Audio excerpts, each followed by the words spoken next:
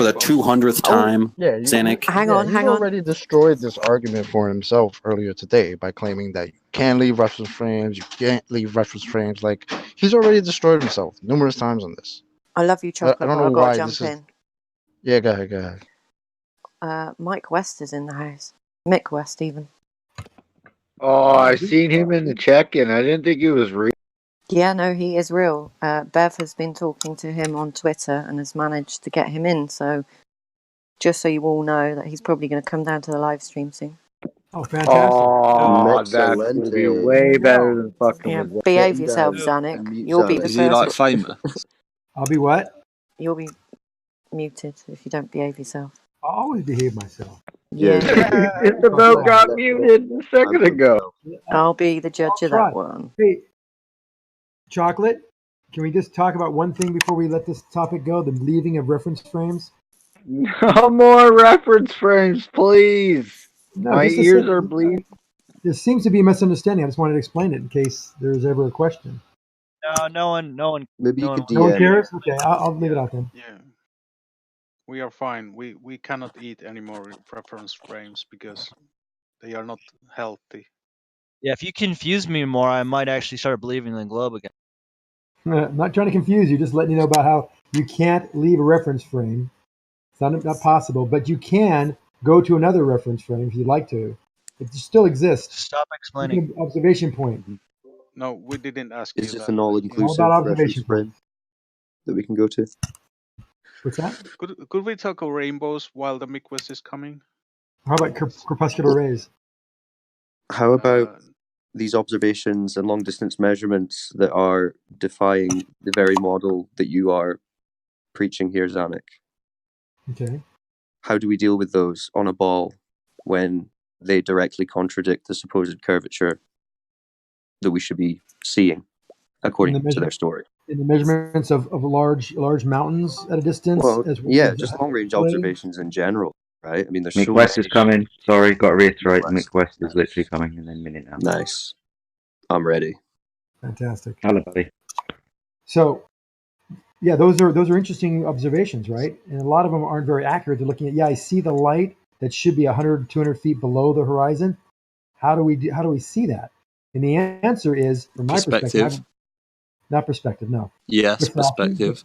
Refraction has only a small effect, but there could be something called diffraction, which could actually allow those. Yeah, diffraction can actually could be. I'm admitting that I don't know, and I'm interested in that test in replicating it myself. Could it be that we see what there is without anything? Yeah, until it's shown otherwise, that's the logical base assumption. So that's where we leave it. Well, I'm sorry. That's the first step in science, it looks right? like a beaver. It looks like a beaver. It smells like a beaver. It has a tail like a beaver. No, but how come? Then answer me this. Then. Answer me this. So when I shine that same laser to an 11,000 foot peak, 123 miles away, what do you think we'll see when there's less refraction or diffraction involved? Do you think I don't know. The fact that you can shine the laser on something 100 and however many miles away just means there's no curvature. If we use a laser targeting device to aim a laser at a target, we'll probably hit the target with a laser if you've got a direct line of sight to it. Okay. Now, refraction over vast distances will have to be taken into account because quite possibly if you're viewing this mountain over a vast distance, it's going to be refracted to you, the observer, anyway. So you'd have to take account of it, wouldn't you? But you've shown 200 feet over 20 miles, so we got to see, a huge amount of refraction that's going on over 100 miles, right? Well, yeah, more distance, more atmosphere, right? Okay. Well, that would play it into my case here, in that when we show a mountain 125 miles away, why is it angularly much lower than it should be for that given distance? I don't know, because you're comparing a geometric function to refraction.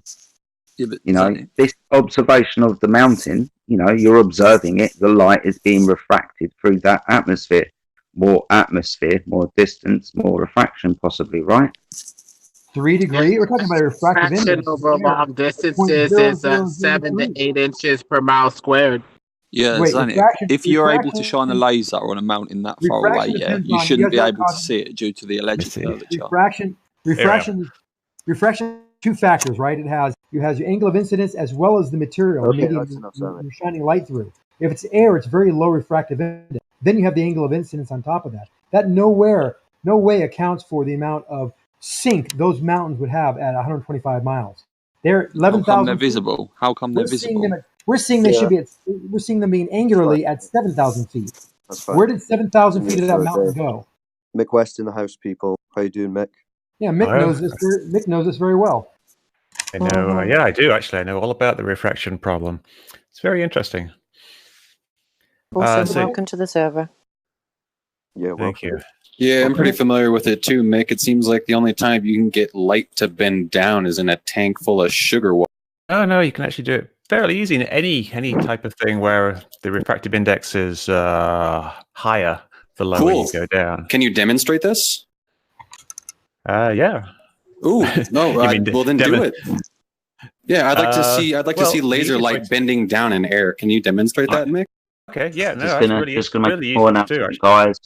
Just to make a small announcement, guys. I understand we've got Zanuck and Mick West in, so if we could just dial it back 10% and try and keep them here as long as possible before we start getting involved. Okay. Yeah. Emotional. Okay. You should get married. No, I'm just asking a simple question. Mick West here is very informed about the. No. Mick West here is really informed about the refraction problem. So I've asked something very simple of him. Can you demonstrate laser light bending down in atmosphere, not a tank of sugar water, please?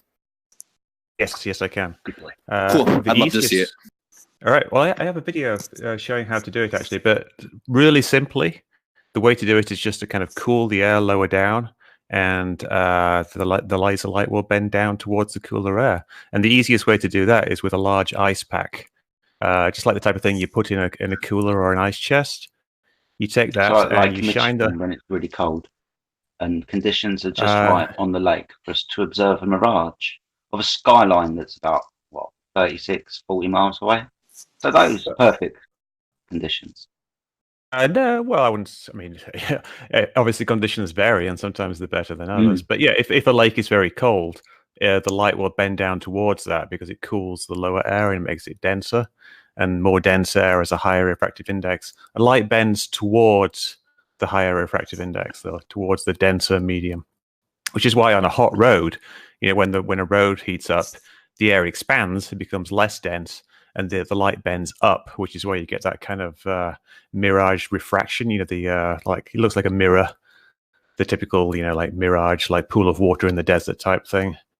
That's because it's hot down there. But when it's cold, it bends in the opposite direction. Is it the same reason that I saw an experiment done with laser and the iron? Iron was heated, normal, like an iron, what you iron your shirts or whatever. And iron was put next to the laser, and it changed the direction of the laser. Yeah, it is.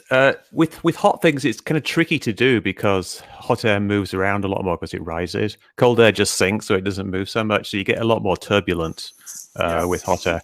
But you can do it. I have a video. Can I post links in here? So I've got a. Maybe post. Give me 2 seconds. I'll give you the appropriate. Hey Mick, I got a question for you. Sure, yeah. The flat community has done is they did an experiment out there at the Salton Sea, and they basically really simple. Guy sitting in a chair with a camera, guy across the Salton Sea 20 miles had a mirror and was changing the mirror angle up and down, up and down, up and down, and they were shining the sun off the mirror to the person holding the camera, and they did see a flash when they got the right angle from 20 miles away, which would be about 150, 200 feet below level. So my thoughts, and that's when I kind of was interested in, because refraction would only account for so much in air, as we know, 0.003 or something. It varies though based on the conditions. Right. But in this case, it was a fairly warm day. They saw the light flash from the camera. We all saw it. Is it a chance, because the light is traveling over an object, water, that there could be diffraction involved? No, diffraction happens around the edges of things. It doesn't really work over a surface like that. Diffraction is when basically when a wave kind of spreads out when it goes up to a corner or something like that. So it's not really an issue, other than, like, I suppose, like atmospheric diffraction, which is just kind of, glow, which really isn't an issue here. What they're seeing there was an actual line of sight from the camera or from the guy's eyes all the way to that mirror, and indirectly to the sun, because it's reflecting an actual beam of light. But because the lake is cooler than the air, the water just above the surface of the lake is cool, and it curves around that curve of the lake. It seems like hold on. So it curved that much around over 20 miles. It actually followed the surface. Well, it's not really that much when you think about it, because the Earth, being so large, the curve really isn't very much. It looks flat because it's curving so little, so it doesn't really bend the light very much. Oh, okay, that makes sense. So the angular change is not that great, but over long distances, it was enough to where it would. Yeah, exactly. So, like, over 10 miles, it's only got to bend like a few feet, which is hardly anything, really. This implies duplication of the image, a real image that is giving light rays that are coming more or less straight from the object, and a duplicated image from the light rays bending up and refracting. It's a bit too much to beg the person to believe that a duplicated image, essentially, of the actual object is being shifted up and over a curve with the actual object with the straightest rays possible coming from said object somewhere else. There are no straight rays coming from it. They're all being bent. If you took, like, the object and drew a ray in every single direction, all 360 degrees, the ones that go across the lake are going to be very slightly curved. The ones that are a little bit above that are going to be slightly less curved, and then the ones going straight up will not be curved at all. So the curve is so small. What's it got a bending of the? This is not on your regular air. I can understand. We're not talking about sugar water, Mick West. We're talking about the atmosphere, which is much less of a refractive medium than sugar water. So it only bends a really, really tiny amount. The reason you have to use sugar water to demonstrate it, it's been proven. There is no refraction at night, Mick West. Are you kidding me? There's refraction any time that there's a difference. No, there is not. No, there is not, Mick West. Quit lying. Let's let Mick West respond. We're starting to harangue him a little bit. Mick West, you had to respond? Yeah. Lasers at night, no refraction. Oh, well, yeah. Why are you saying right there? There's the there's the data. Show me where there's refraction in that data right there. It actually shows none from 6 p.m. to 6 a.m. Literally. That's why tests are done at night, Mick. That's why these laser tests are done at night. Okay. I have a question. There seems to be quite a lot of change in the angle for a lot of the time there. At some point, like, over a small height variation, sometimes things equalize, because at some point the refraction bends down, at some point it bends up. So there's some time during the day when it laser light bends up.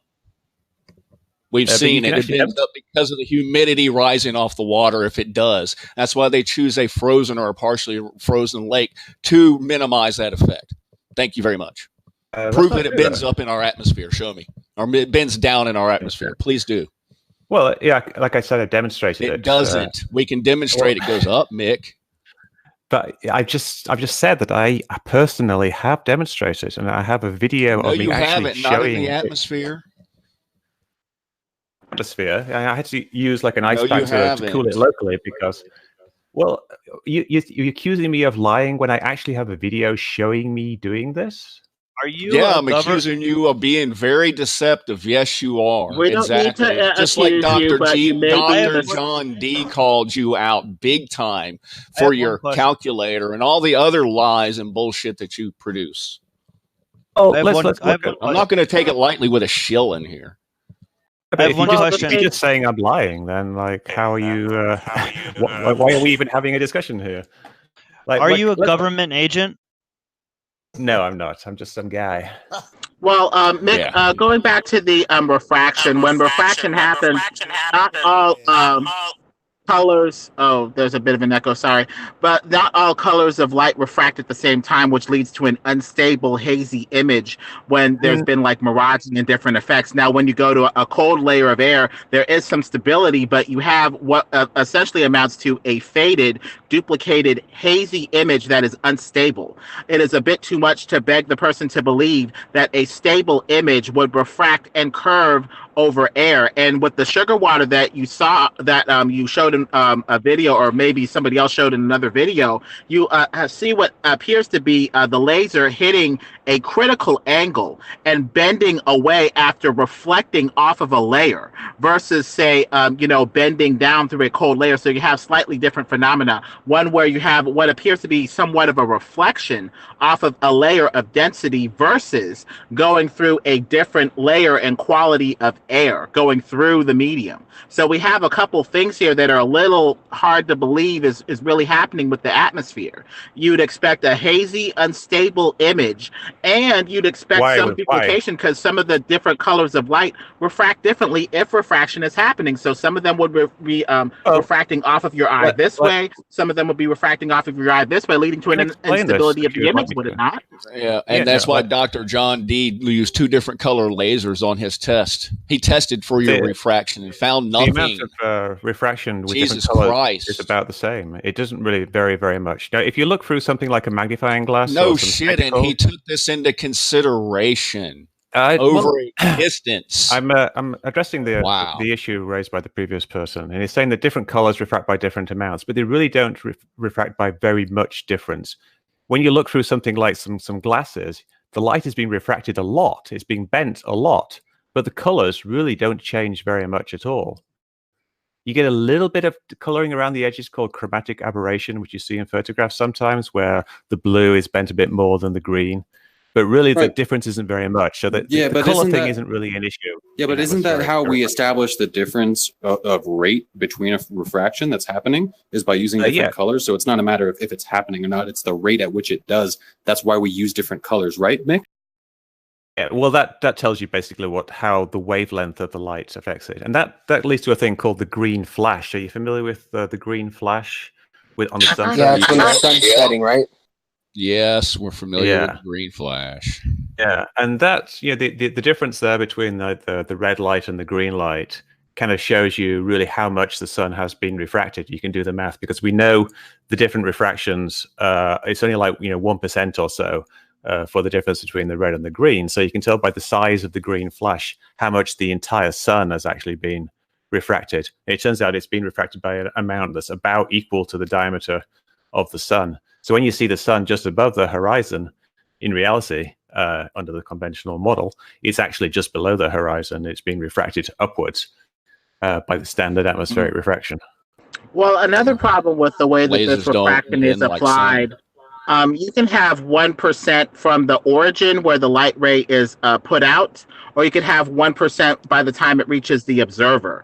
And depending on if you apply it at the start or the finish, you're going to have differences of, miles. That's not how it works. If it just goes a degree off of the observer's eye, that's hardly anything. But if you started at the origin, that may go off a couple miles. So how is this refraction even being applied at the start or at the finish? It applies over the entire path of the light. Which means that you're going to have a lot of miles that are going to be added to the calculation when really it may only affect the observer and be even less, even smaller than that. You have to look at what the light goes through every single step of the way from the start to the end. You can't just look at the start or the end or something in the middle. You've actually got to look at the entire path of the entire beam of light, which is why I actually use ray tracing. When I in my more complicated calculator, the refraction simulator, you've actually got to step through the atmosphere one step at a time and see what happens to that one small step, and then bend the ray of light very, very slightly, and then move it again. And I do tens of thousands of calculations on that one beam of light to see exactly how it bends. In Lemon, when I posted that picture of the ship disappearing, you see only the smokestacks of a 200-foot tall ship. You think if you had a laser pointed at the bottom of that ship out to the shore, you'd be able to see the laser when you can't even see the boat from the shore? Yes. How much refraction would you have to see the bottom of that boat 20 miles away? all you see is the smokestacks up top. It's still there. It's just compressing at the eye line of the observer. Something that's above your eye line physically will only compress down to the eye line and no further, and stuff that's below your eye line will compress up to that line but no further. Otherwise, you have an error condition where something can look like it's above you when it's actually below you. It's just the logic of the way that the eye focus is raised. Okay, I get it. It's I get it. there. Lemon, nothing has changed proportions. There's no compression. There's no distortion. There's compression down to the eye line. No, there's nothing there. Usually is compression down at the bottom. The bottom's completely visible and not changing shape whatsoever from the moment it was seen 3 miles away to here it is at 20, 25 miles away. How about this? How come the flat Earth just makes sense at all? How come it's not just the most retarded thing ever when you look into it? Why, just Mick and Zanuck, why do you guys think that like we believe it so much? Why does it make so much sense to us? Can you I want to know if I'm wrong. Am I so confused?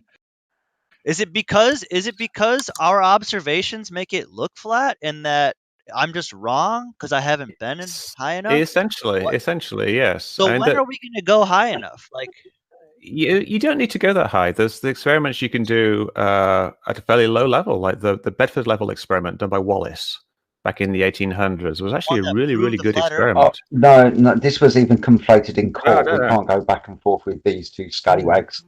That's not going to happen. No, but Mick, and Dr. John Lee redid the Bedford level experiment anyway. No, he didn't do it. He didn't do it.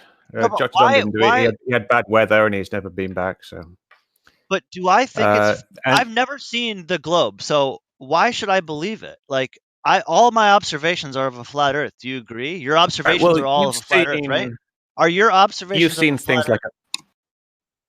No, my observations are of a globe. The observations I've taken show that there is. Look flat to you, and it's you've never seen curve in your life or motion with your observations. You've never seen anything. None of us. I get it. No, he just wants to beg the question and apply a model to it. He's like the model to. But you've never seen it, right, Mick? You've never seen the globe, right? Right? Like us. See it every day. Here it is. Nobody has seen the globe. You see it every day, dude? Are you serious? You don't see shit, man. You go to space every day? Hold on. Guys, just taking it out of hand. I think what you're trying to say is, are you trying to ask him what does he observe? Rather than just repeating the question and shouting it, just ask Mick, what do you observe on a day-to-day basis that shows a ball? Well, I think Mick and everybody would agree that. Zanuck, shush. That was directly at Mick. My problem is I see a flat Earth every day, and I can't deny that anymore. We understand that, but Mick, what do you observe? Well, I see a lot of evidence that to me shows that the Earth is actually a ball. Like the simplest thing is not the evidence, the observations. What do you observe? Okay, the observations, like I observe, say, Catalina Island, like something I used to live in Venice, Venice Beach in California, and there's an island off the coast. It's about 35 miles off the coast, and it's about, I think, 2,000 feet high. And when you look at it from the beach at Santa Monica or Venice next to each other, you see that half of the island is hidden behind the horizon. What's the horizon? I just posted. Hold on, Zanuck, shush. What's the horizon? Horizon is the line formed by the edge of the curve. I can't hear. I can't. Shut the fuck up. Shut up. You're talking about. I want to know what the horizon is. Your horizon is about 3 miles ahead of you with the naked eye. The horizon is a horizontal line. That's why it's called the horizon. I'm asking Nick a direct question. What's the horizon? It's not a physical thing. I'm not asking you. By the curve of the ocean. Platypus. No one is talking to you, dude. You see of essentially. I don't think he can hear anybody. Who are you? All right, so who's talking to you, bro? Yeah, shut your ass up. Sorry, y'all. It's just that we have to collectivize a little bit because it's one, group against one man. We just have to collectivize a little bit. Let Jedi ask his question to Mick. But we should let Platypus talk at the end because he also has been and seen Catalina. So I want to hear both sides. I live in LA. Yeah. I got a picture. I want to know. Check out the picture I posted in the chat of Catalina. Well, you all know what the horizon is under the standard model. I understand the horizon is the limitation of my view. So that's what the horizon is. You're reifying this apparent location into a real location, the apparent leading edge of your sphere. That's what you're doing. The horizon is the limitation. The horizon is the limitation of the observer's view over the Earth. It is not an actual location. It is not the leading edge of a sphere, and nothing is hiding behind it. So this guy just but it matches exactly the standard model. Wrong. No, it doesn't match exactly the standard model. This is what long distance observations are. I mean, if you're at the beach and you're observing something that's 35 miles away, and you can't see the bottom of it, I'll give you your 6 foot tall. This is a very narrow angle of view to the thing you're observing 35 miles away across a flat surface. You can see curvature. That's not how vision actually works, though. What do you mean? I've just pointed out you're observing something from 6 foot above the surface of the ocean that's 35 miles away. It's reduced the angle of sight. You've been to Santa Monica. The angle. Next person who ever talks to me is going to get muted. Bulge. You've seen the water curve up and block your view of the shore of an island 30 miles away. You're telling me there's enough curvature across 30 miles to see a giant curve and have the ocean bulging in front of you, and then you don't see the shore. It's just a smooth curve of the ocean. Well, hold on, because I hear this argument too, like, oh, I see the curve. Well, where do you see it? I see boats going over it straight ahead.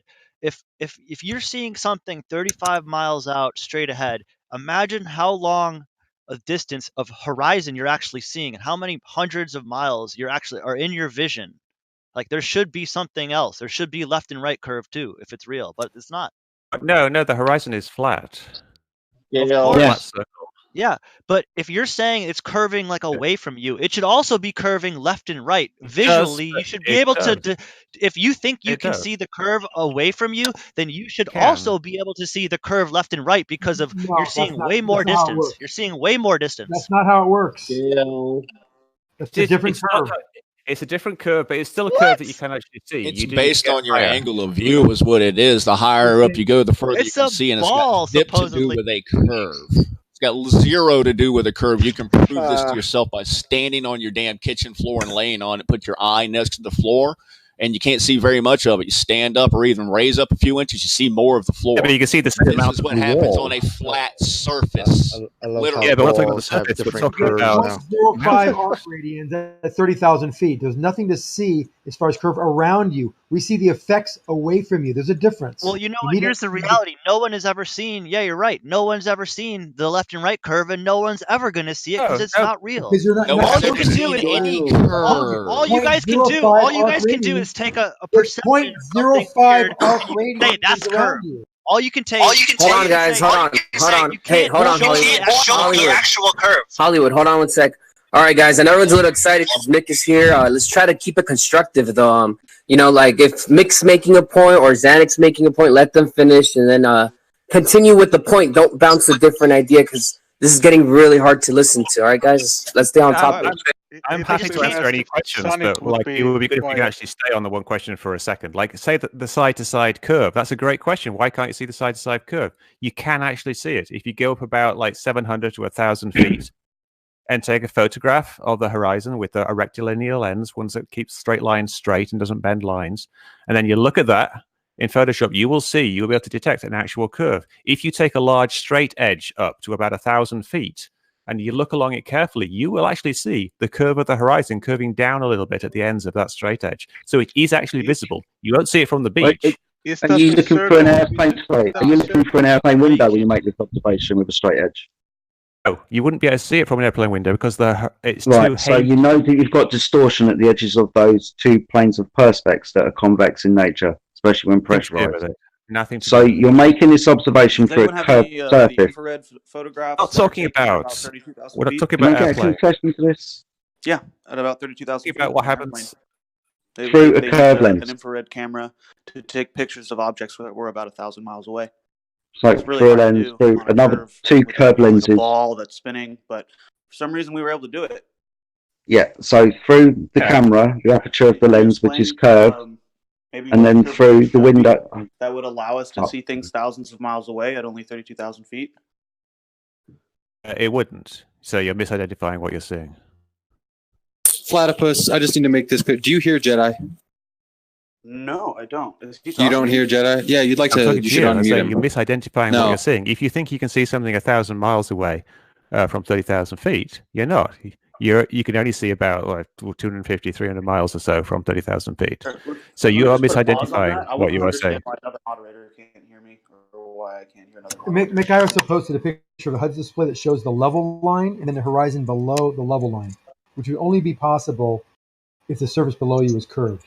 Dude, that gets Because so level, or sloping away from you, but yes, essentially, yeah. And this is something else you can take. You can take a water level, like 2 tubes that are connected, and you can see that the horizon drops below eye level, which would only happen if the Earth was a sphere. It does. So parallel horizontals that miles big. away of the Himalayan range is not possible on a globe ever. 2,800 miles away. I'm not sure what from above Dubai. Above Dubai in the air on an airplane, and even the pilot admits it. 2,800 miles away, and then tries to explain it away. Hey, Mick, Dubai? Can I just get yes, from Dubai. I just ask Mick Himalayas and Mount Everest from Dubai, 2,800 miles away. I think that's probably misidentifying the mountains that you're saying, if that's in fact what's being watch claimed. it. Watch So, it. Mick, did you? But you say that about Jay Tolan when he clearly pointed out the 700-mile one was perfect. Hey, Mick. I mean, but you're going to say that that was cloud. No, it wasn't clouds. Jason Tolan actually shows the curve of the Earth. You can actually see the horizon curving in his videos. Do you disagree with Neil deGrasse Tyson when he says that you can't see curvature at 100? Are you going to try to pull the crap like FTFE, where he tries to show curve by zooming in with a program that shows the actual table that the thing was sitting on curving too? Are you kidding me? I'm not sure what you're referring to there, but someone asked about Neil deGrasse Tyson. He was wrong. So how did you come to have better knowledge than Neil deGrasse Tyson on this issue? But it's not about knowledge. He just said something that was wrong. I'm sure that if you actually asked him in detail about what he meant, he would explain it to you. Well, he was pretty clear about saying that from 120,000 feet you couldn't observe it. Yeah, he was saying that it looked flat, so you wouldn't see much of a curve. But it's technically wrong. Yeah, it's wrong. You say 1,000 feet. You say 1,000 feet, and he says you couldn't see it from. You can't really see it with the naked eye very easily. You have to use like a long straight edge and look very carefully and have good conditions, like clear air and a clear horizon. No, but I've seen a lot of people doing it online. Do you have any? Is it possible that it's a circle of vision what you are seeing, not the roundness of Earth? Because we have a circle of vision. We see in circle. We don't have a circle of vision. We have eyes and we have cameras, and they share the same thing. You have peripheral vision. From your point of view, you see. It's irrelevant though. Like, don't talk about vision, because vision's irrelevant. What's relevant here is photographs, because the photographs look like what we see. So let's talk about like how a photograph is made. You can make a photograph. That's not true, Mick. A photograph is not what we see. A photographic is a distortion of reality, actually. It looks like that, right?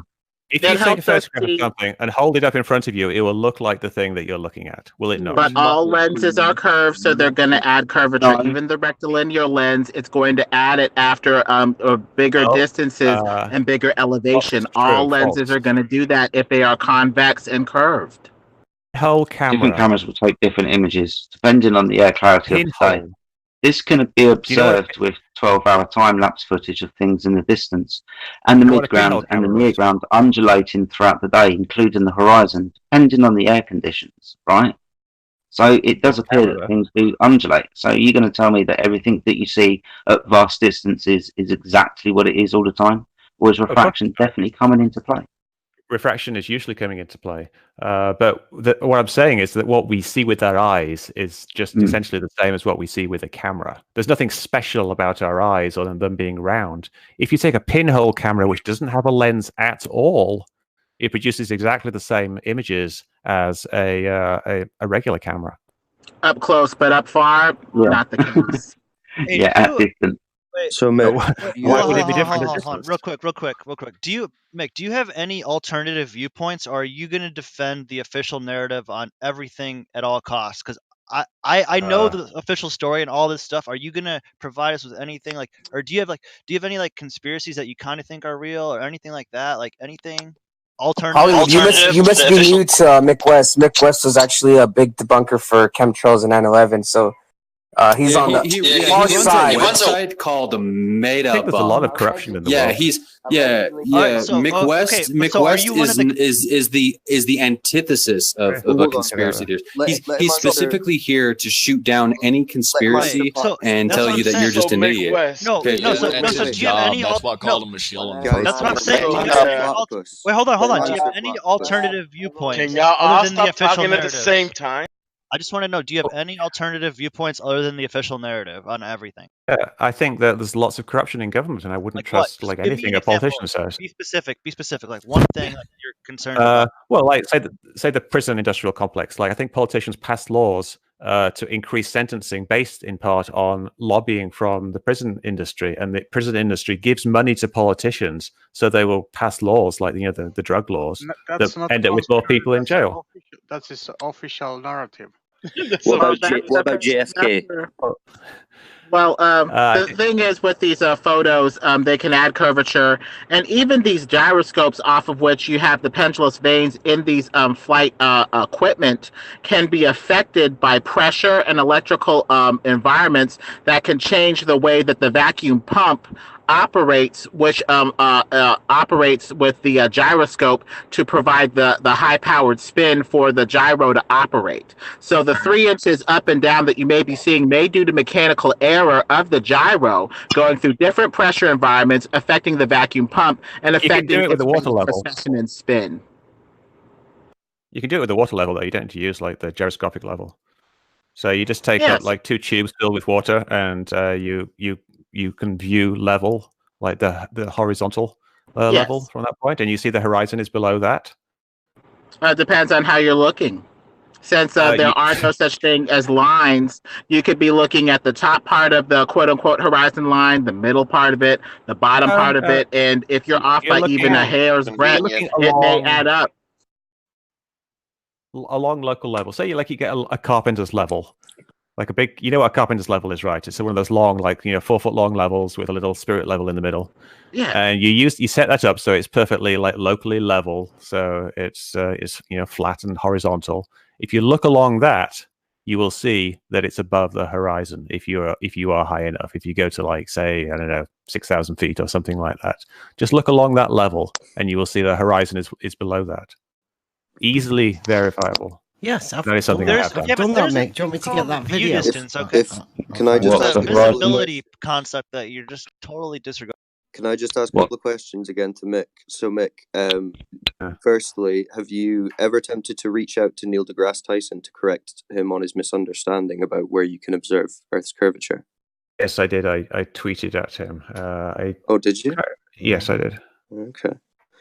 And long post explaining why he was wrong. I think if you search for Mick West, Neil deGrasse Tyson wrong or something like that, it will pop up. I'm interested to read that. If you post it, I'm going to give that a read. But also, because I think Flatopus's question is quite interesting as a kind of starting point for some of these things. So if I just shoot a couple of topics at you, can you just give us your opinion on what you think the story is? I'm just posting a link to the Neil deGrasse Tyson debunk that I did. Okay. But Mick West in the chat. Well, quickly, just let me finish, Lemon. I just want to ask a couple of ones. So, what about JFK? What's your stance on that? I think the Warren Commission was correct. Okay. You should see the video of the driver pointing and shooting him to death in the car. Did I just hear Mick West say the Warren Commission was correct? On hey, Mick, was your dad? Oh my God! Right, just a couple more and I'll be done. The moon landings happened. Happened as they described, right? 9/11. Yes, 9/11 was done by terrorists flying planes into the buildings catching fire and collapsing. World Trade Center 7 was hit by World Trade Center 1, caught fire. You're an absolute buffoon. You're an absolute. Just getting a quick gauge on that. Hold on. On the link you sent that 45,000 feet. Whoa, that's a curve. Everything the news says is real and 100% true all the time. Okay, My name is Mick West, and there's nothing here let's go to. back to some flat Earth stuff because I just wanted to get a quick gauge on some of those. So, Mick, sorry, go on, Lemon. I'm sorry. My bad. You're saying? Hey, we shouldn't torture him because for all we know, he's literally he's being forced to do this. Yeah, no. So I kind of feel bad. No joke. Right? I mean, he makes some money no, out no of one's this. forcing I'm it. pretty sure the government's paying him. I don't make money. I'm retired. I actually, I used to be a video game programmer. He's just been threatened. I mean, I guess I'm pretty sure he retired. But Mick, you agree that right now people Look, around the world... can I just address this real quick? Like you say, like I'm being paid, I'm a shill, and I'm scared, I'm being forced to do this. Can I just do you know said, like that's what a my possibility? I never said you were. Right. I said it's a possibility. Okay. Well, let me explain why I'm doing this. Like I used to be a video game programmer. I programmed a game called Tony Hawk's Pro Skater, which was very popular back in the day. I used to like that. Yeah. So it was a very popular game. I made quite a bit of money doing it, and so I retired from the video game industry, and now I just do things that I basically am interested in and enjoy doing. So I have a variety of interests. Well, this is one of them. Did you know that all video game worlds are flat? That's not true. There's quite a few video game worlds that most are are around. flat, though. Would you agree? Most are. Yeah, they are. But the water's flat. Everything's flat. I can show you a cool video of a lot of different maps, and they're all flat. Like I said, I used to be a video game programmer. Is this your dad? Could I Was jump in and ask FES? a question? So because the video game is flat, Hang on, Earth guys. is flat? Hang on, guys. I'm seeing this. Hey, guys, I've got to ask this question. Was your dad FES, Flat Earth Society, Mick West? No, okay. Huh? There was a question. There was a question my dad, in the chat that wanted... Because if he was, then you're part of the problem. Hello? Can I finish? Can I just ask this question? He can't answer that question. Yeah, hold on. You guys hear Emma? The thing is, ask him a question. When somebody pauses, I'll let me answer. I will answer. Guys, just all right. My dad was a member for 1 month of the Flat Earth Society because he did it ironically. 1 month, huh? Oh, that's ironically. Emma, go and ask your question. Well, it's too late now. Everybody bloody jumped in and answered it anyway. So thanks, guys, for talking all over me. Bunch of Yeah, guys, everyone chill out and let's try and do it one at a time. I think. Okay, well, well put, Emma. The thing is, with the flat Earth, it looks like we have a bunch of lenses that are adding curvature. Even if you look up at that fisheye, fakery up there in the chat, that matches almost perfectly the globe that they give us. It looks like they go up as far as they can before they hit the firmament, turn around and take a picture of as much as they can with a distorting lens, put black background on the photo, and pass it off as the Earth and the blackness of space. It's so simple. Why didn't we see this before? We've been duped.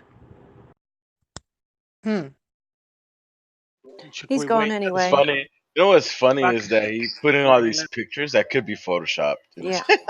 Wait, can I ask Mick a question here? Yeah, no, he's gone. Wait, what happened? Did you scare him off with the question about his father or something? What was that? No, exactly. We were all shouting over, I think... This is what I warned when I said calm down. Maybe the fact that we were all shouting and talking at him probably made him leave. Which is the point why we needed to be respectful he didn't and shut just up and leave. let He everyone got ask the question banned. one by one. What? Oh, he got banned. Yeah, this isn't okay. Yeah, for the chat, are you? Somebody pulled the trigger.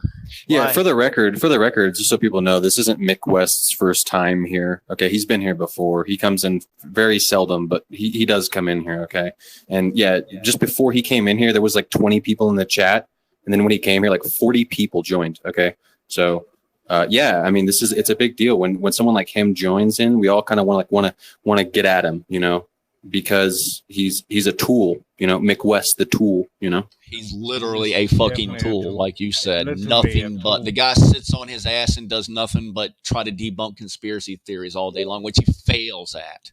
Well, he presupposes he says he made all this money making video game shit. How do you know that's even true? Look at this totally impossible. I don't care. We don't know. Look at this picture I just posted. Look at his leg. His leg on that picture. he presupposes that the Earth is spherical and has a certain radius. Dude, he just told everyone. Out of that, he builds up to what he calls the terrestrial refraction. I don't know if he's doing it personally or if some crew Hold on. Metabang side is, right? But that's what he does. Look at the picture I just posted from Mick West, supposedly with them and with Tony Hawk developers and whatnot. Look at his leg where he's sitting down next to the other dude. That is so What is it? 2:47 Central Time, whatever. Do you know what got me? It was the 35-mile away island. I don't understand how I even got that. I mean, well, these discussions are for people listening because they need to hear both sides so they can make an informed decision. Platypus, weren't you saying something about California or whatever? Yeah, I was gonna say he set me off with that comment where he said that you're standing on the beach in Santa Monica and you can only see half of Catalina Island. That entire 35 miles away. That you're seeing curvature at 35 miles away at sea level, which is ridiculous. We'd see sideways buildings pointing in every direction. That just makes no sense. Well, Platypus, you know, he was kind of being a little deceptive because what he's saying is true. Because there are times during the year that you go to Santa Monica or something like that, and you can't see all of Catalina Island. You can just see some of it because it's hazy. But there's very clear days where you can see it perfectly from top to bottom. I know my friend Judas, he actually has videos where he would zoom into the shore from like Santa Monica and stuff like that, like the actual shore, and you can see the boats. I mean, we have that video. Don't we have that video of that timeline about the water looking like it's rising and covering that island across? I forgot what video is that, but it's a skunk bay. Yes, exactly. That's skunk bay. So it would be the exact same thing. It's the exact same. Dude, I can't believe you just told everyone with a straight face that planes brought down the towers. I mean, this is this guy. I mean, this is just unbelievable. I know Valley Girl's smarter than McWest. This guy's just an absolute tool. He should be banned on site. What else did he come in here to talk about? Yeah, true. He just came in here to push his low lie. That's it. Although That's you all he think he came should be in a here to ban on talk about. site, not all of us have spoke to him before, and it would have been nice to ask him some questions that people haven't asked. Although you might think he's viable ban on site, no, he is. Not all of us have this is spoke the to him case. before. No, his dad was a member of Fire Earth Society. McWest is banned on site. He's an idiot. I didn't finish. I don't. There was a bunch of people who were trying to ask questions and were getting talked over. A few people are really upset in the text chat because they were being screamed over when trying to ask a viable question. Yeah, well, his dad was a Flat Earth Society member. McWest is a ban on. Yeah, okay. Yeah, this is.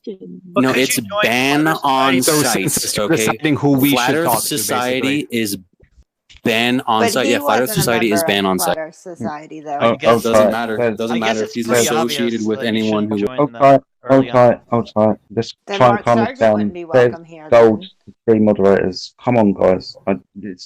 We all know where this is going. Lots of people wanted to ask questions. Lots of people have, understand Mick West and don't want him here. But at the end of the day, it would have been nice to let him hang himself with words. He did twice hang himself because he was reifying an apparent location using misplaced concretism. Reification, right?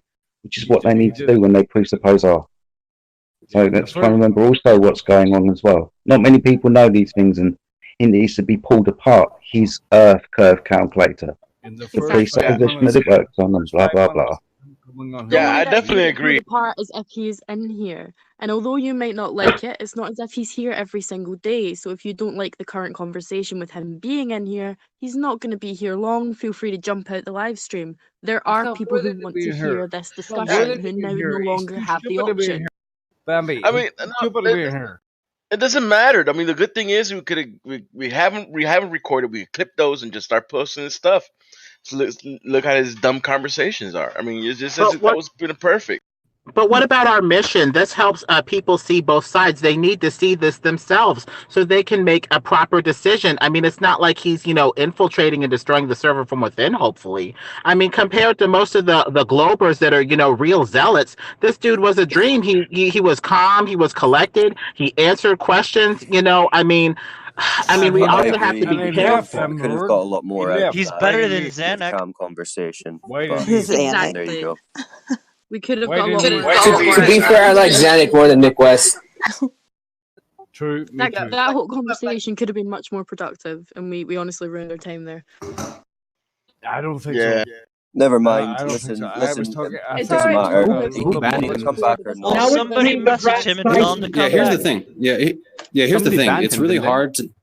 Yeah, it's really hard to have a conversation when there's 80 people in here and there's one Mick West. Okay, so it's ideally, it's like, it's easy to say, hey guys, just one at a time, give them a chance. And there's 80 people in here wanting to get a chance to ask Mick West a question, and he left and got banned on his own volition. Yeah, So I don't think you understand. There were people who wanted to ask questions, like myself and other people who were staying quiet until the opportunity came around for them to ask. The moderators need to moderate then.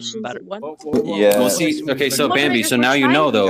Guys, so but now you know. Now you know. Talked now you know. all over several Listen, times. guys, let's just move on because he's gone now, so it doesn't really matter. And if there's 50 doubt he'll odd come people back. in here, there's plenty other people to speak to, and if anyone's got questions or topics they want to bring up, now's a pretty good time. So let's not. Yeah, dwell but he on can't it. come back if he's banned. Listen to what the moderators are saying when it comes to that sort of thing. I mean, to keep the conversation fresh and vibrant, we need to have, people come in with all of their concerns as long as the server doesn't get infiltrated and destroyed. So we need to be able to, honestly deal with people. Lemon, why did he leave? What was that? Why did he leave? I heard there was a banning, so I don't know. I was in the middle of a comment, and then I didn't hear a response, and I was like, "Oh crap, he probably His left or something." statements were so ridiculous, and like 10 people jumped upon them. So ridiculous that he couldn't even answer it. He was hanging himself anyway, so leave it to the mods to decide, and we'll see what happens. Well, the thing is, we are Legion. I hate to have that satanic reference to the demons of hell, but we are a group. So we need to collectivize in a way that we don't just, overwhelm one person. If somebody has covered your question, then me included, be quiet, shut up, let it be covered by one other person so we don't have 10 people asking the same question. And, keep it down to one thing so it doesn't get repetitive. Eat up the airtime that is precious among 80 people and one person. We need to collectivize along certain routes so that we can have a productive 80-on-1 conversation. Lemon, it wasn't that bad though. You just asked him a couple of simple questions. We need to elect somebody to do one-on-ones. You just And that's you how know- you gotta handle it. You gotta get Eric Dubé and.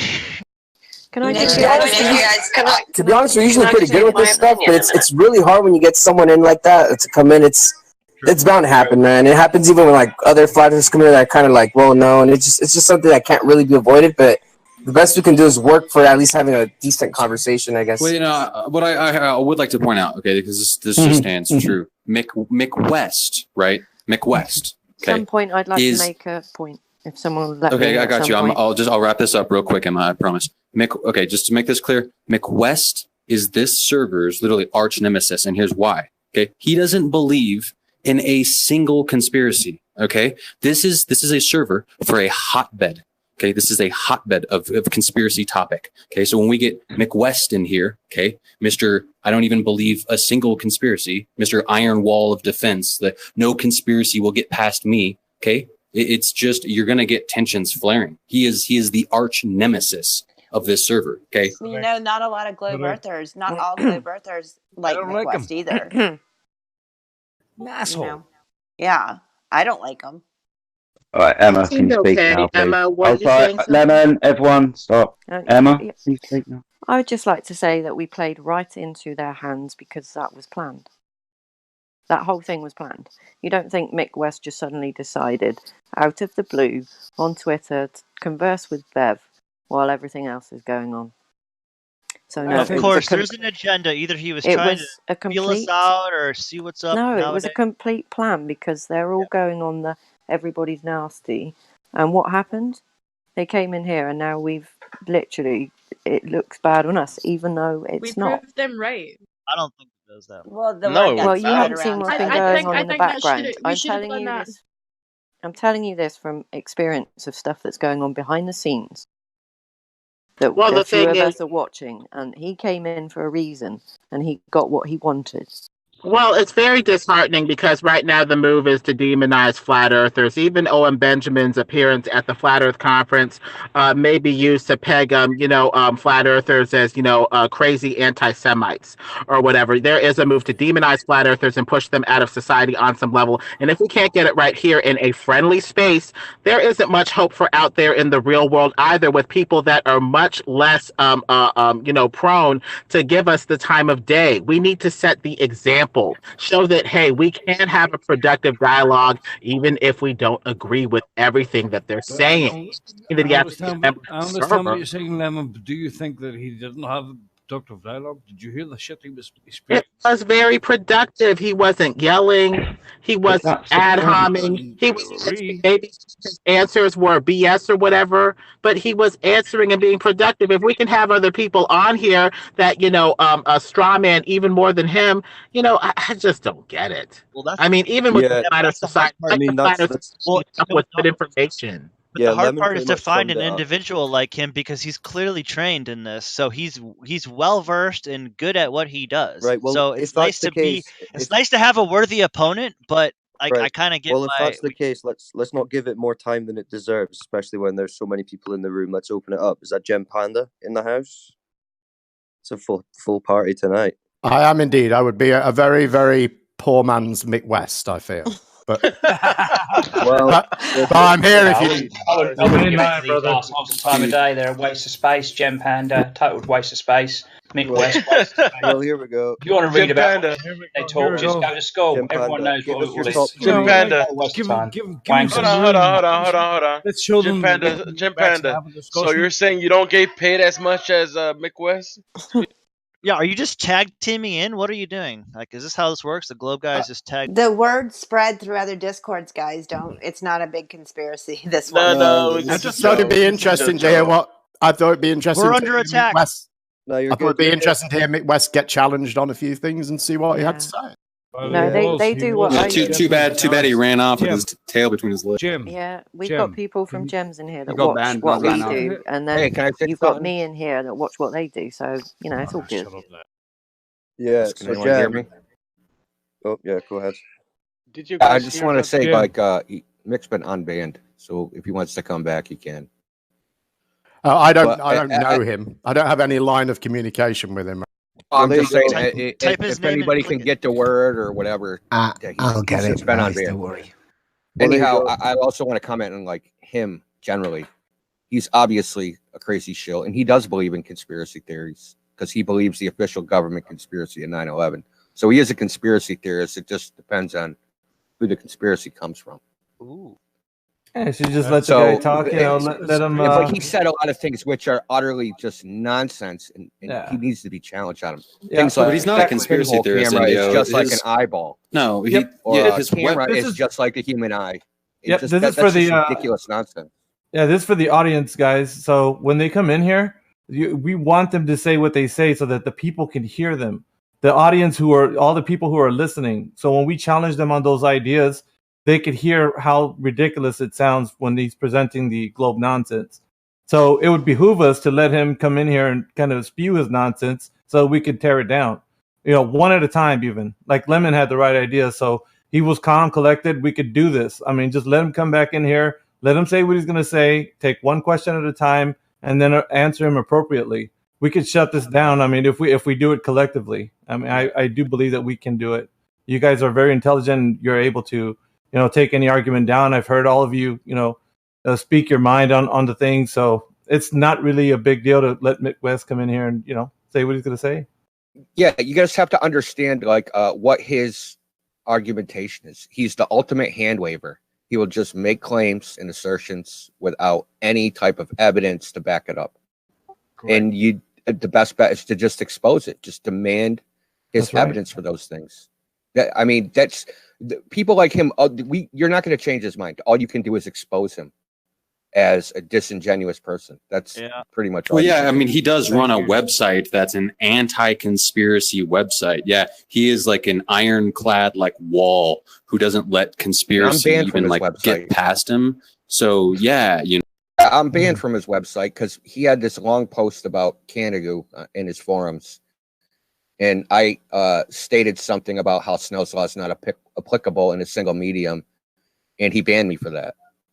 So, you know, yeah, he's totally not an honest mainstream. person. He's not. I don't like him. I never have, but he's way mainstream. Like, won't bend at all. Does not have an open mind at all. Right, and this is the place where Indio could have got his word in right here. I mean, when he comes into this server, he could have told them, "No, why did you ban me for putting this on there?" And people would have to listen to his response for that, and he would have got exposed in that one single argument. So there's we got to let him gonna speak what he's gonna say so that people can tear him down with the truth. Listen, the title of the post had the word refraction in it, Canada refraction, something like that, and he banned me because he said Snell's law was off topic. Well, what did he now even think come about in here that? for, If you though? look up Google refraction, the first thing he'll talk about is Snell's law, and saying it's off topic to refraction just shows he that's he just muted me for no reason. asking to apply the refraction at the origin or at the end point, because you're going to have a huge angle if you do it at the starting point where the light quote unquote emanates, which makes sense.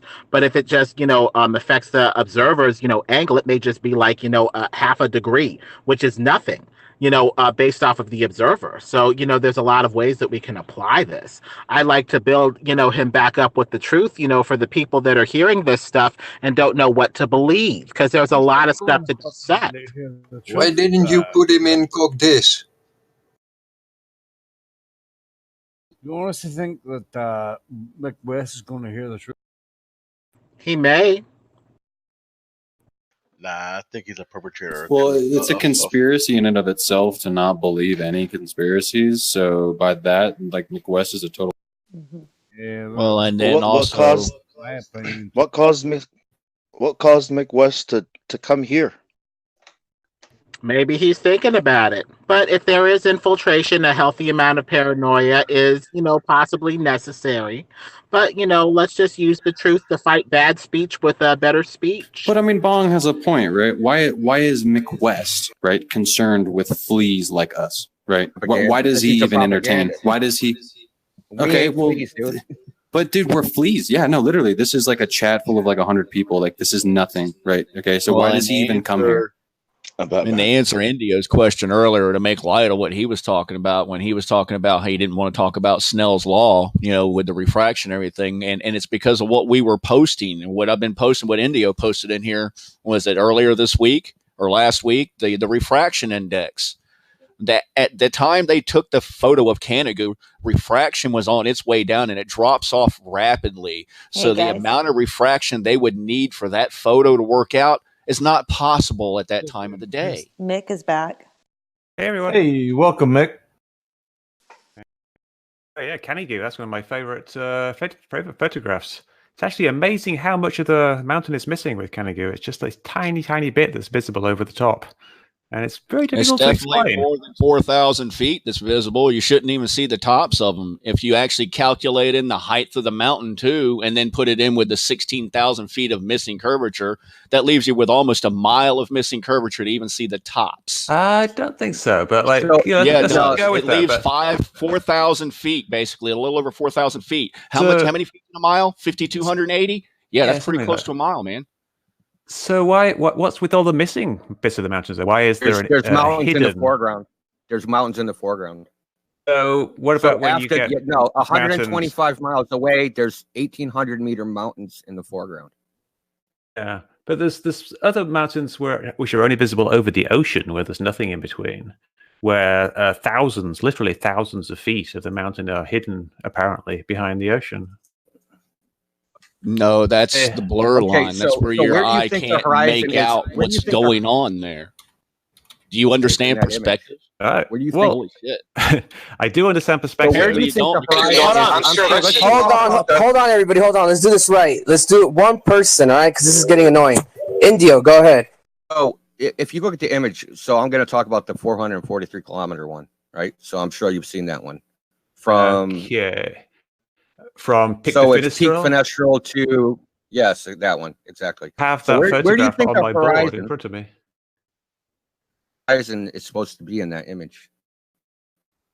The edge, this leading edge of the ball, you think exists? Where do you think that's supposed to be in the image? It's that kind of like darkish line you can see just below the peak.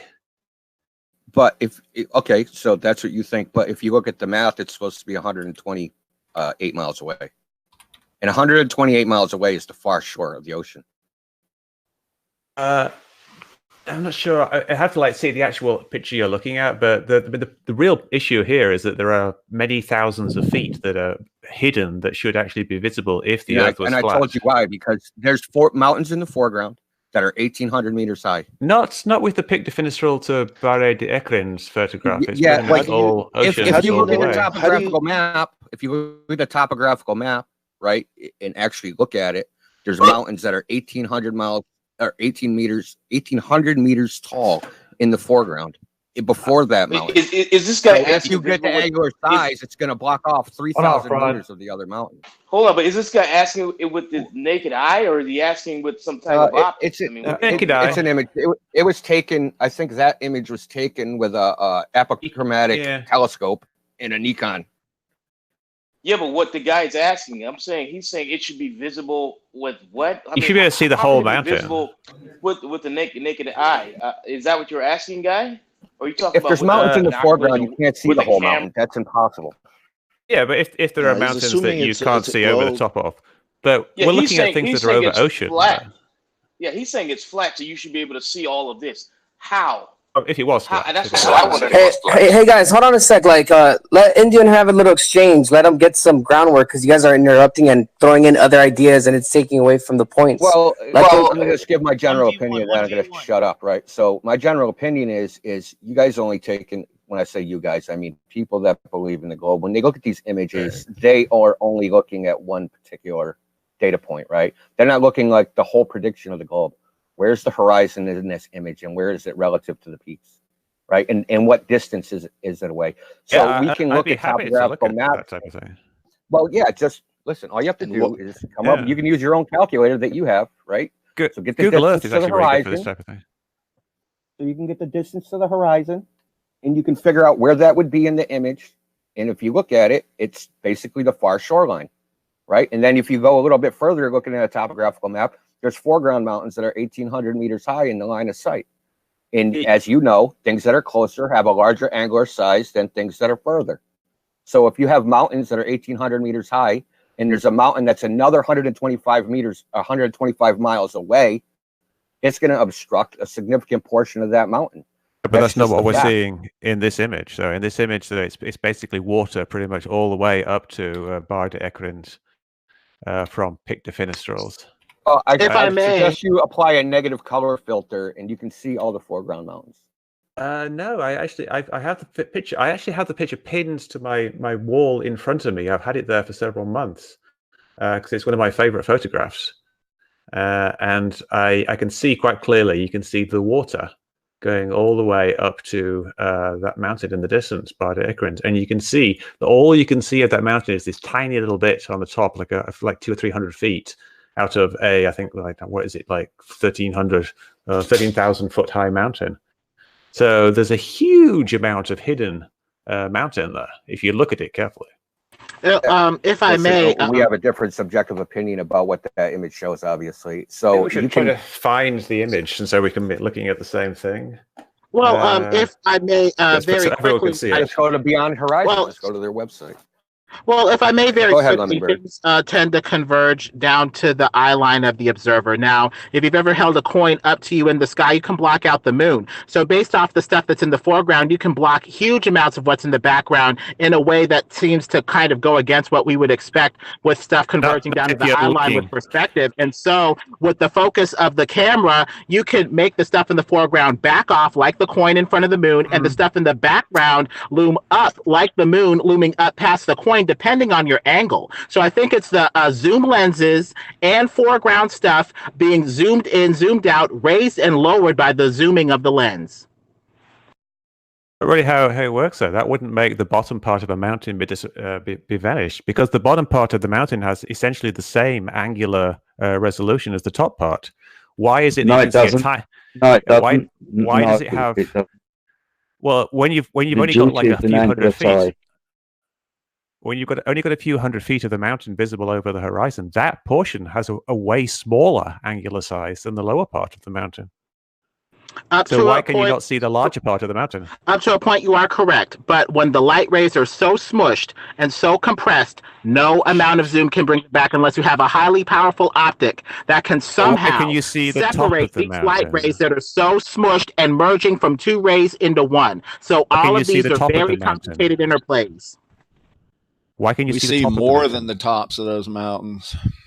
Can you? Why is it only the top of the mountain above the horizon? Equal elevations, We're not only equal seeing the angles. top. I don't think you're understanding that. Like, I understand. And No, you don't. No, you don't. No, you don't. You have no idea Listen, what you you're can talking look this up in a book called Trigonometric Delights, right? So the equal angles. So so say I have 100 meter space, right? If it's at eye level, so if it's at eye level, it's subtends one angle. But if it's below angle or above eye level, that angle subtended is going to reduce. This math, what you're talking about, is what I used to do every day for like 20 years. Now, you're not addressing anything I said. Hold on, Fraud. You're just like appealing your own authority. Like you're using yourself. Can you map the boat that I've posted a video of that's disappearing over the curvature of the driveway? Can you map that? Can you tell me why that boat is disappearing from the bottom I'm up? looking at the wrong thing here. So I'm just looking. I see it now. That like if that boat disappears behind something, that means that the ground isn't flat.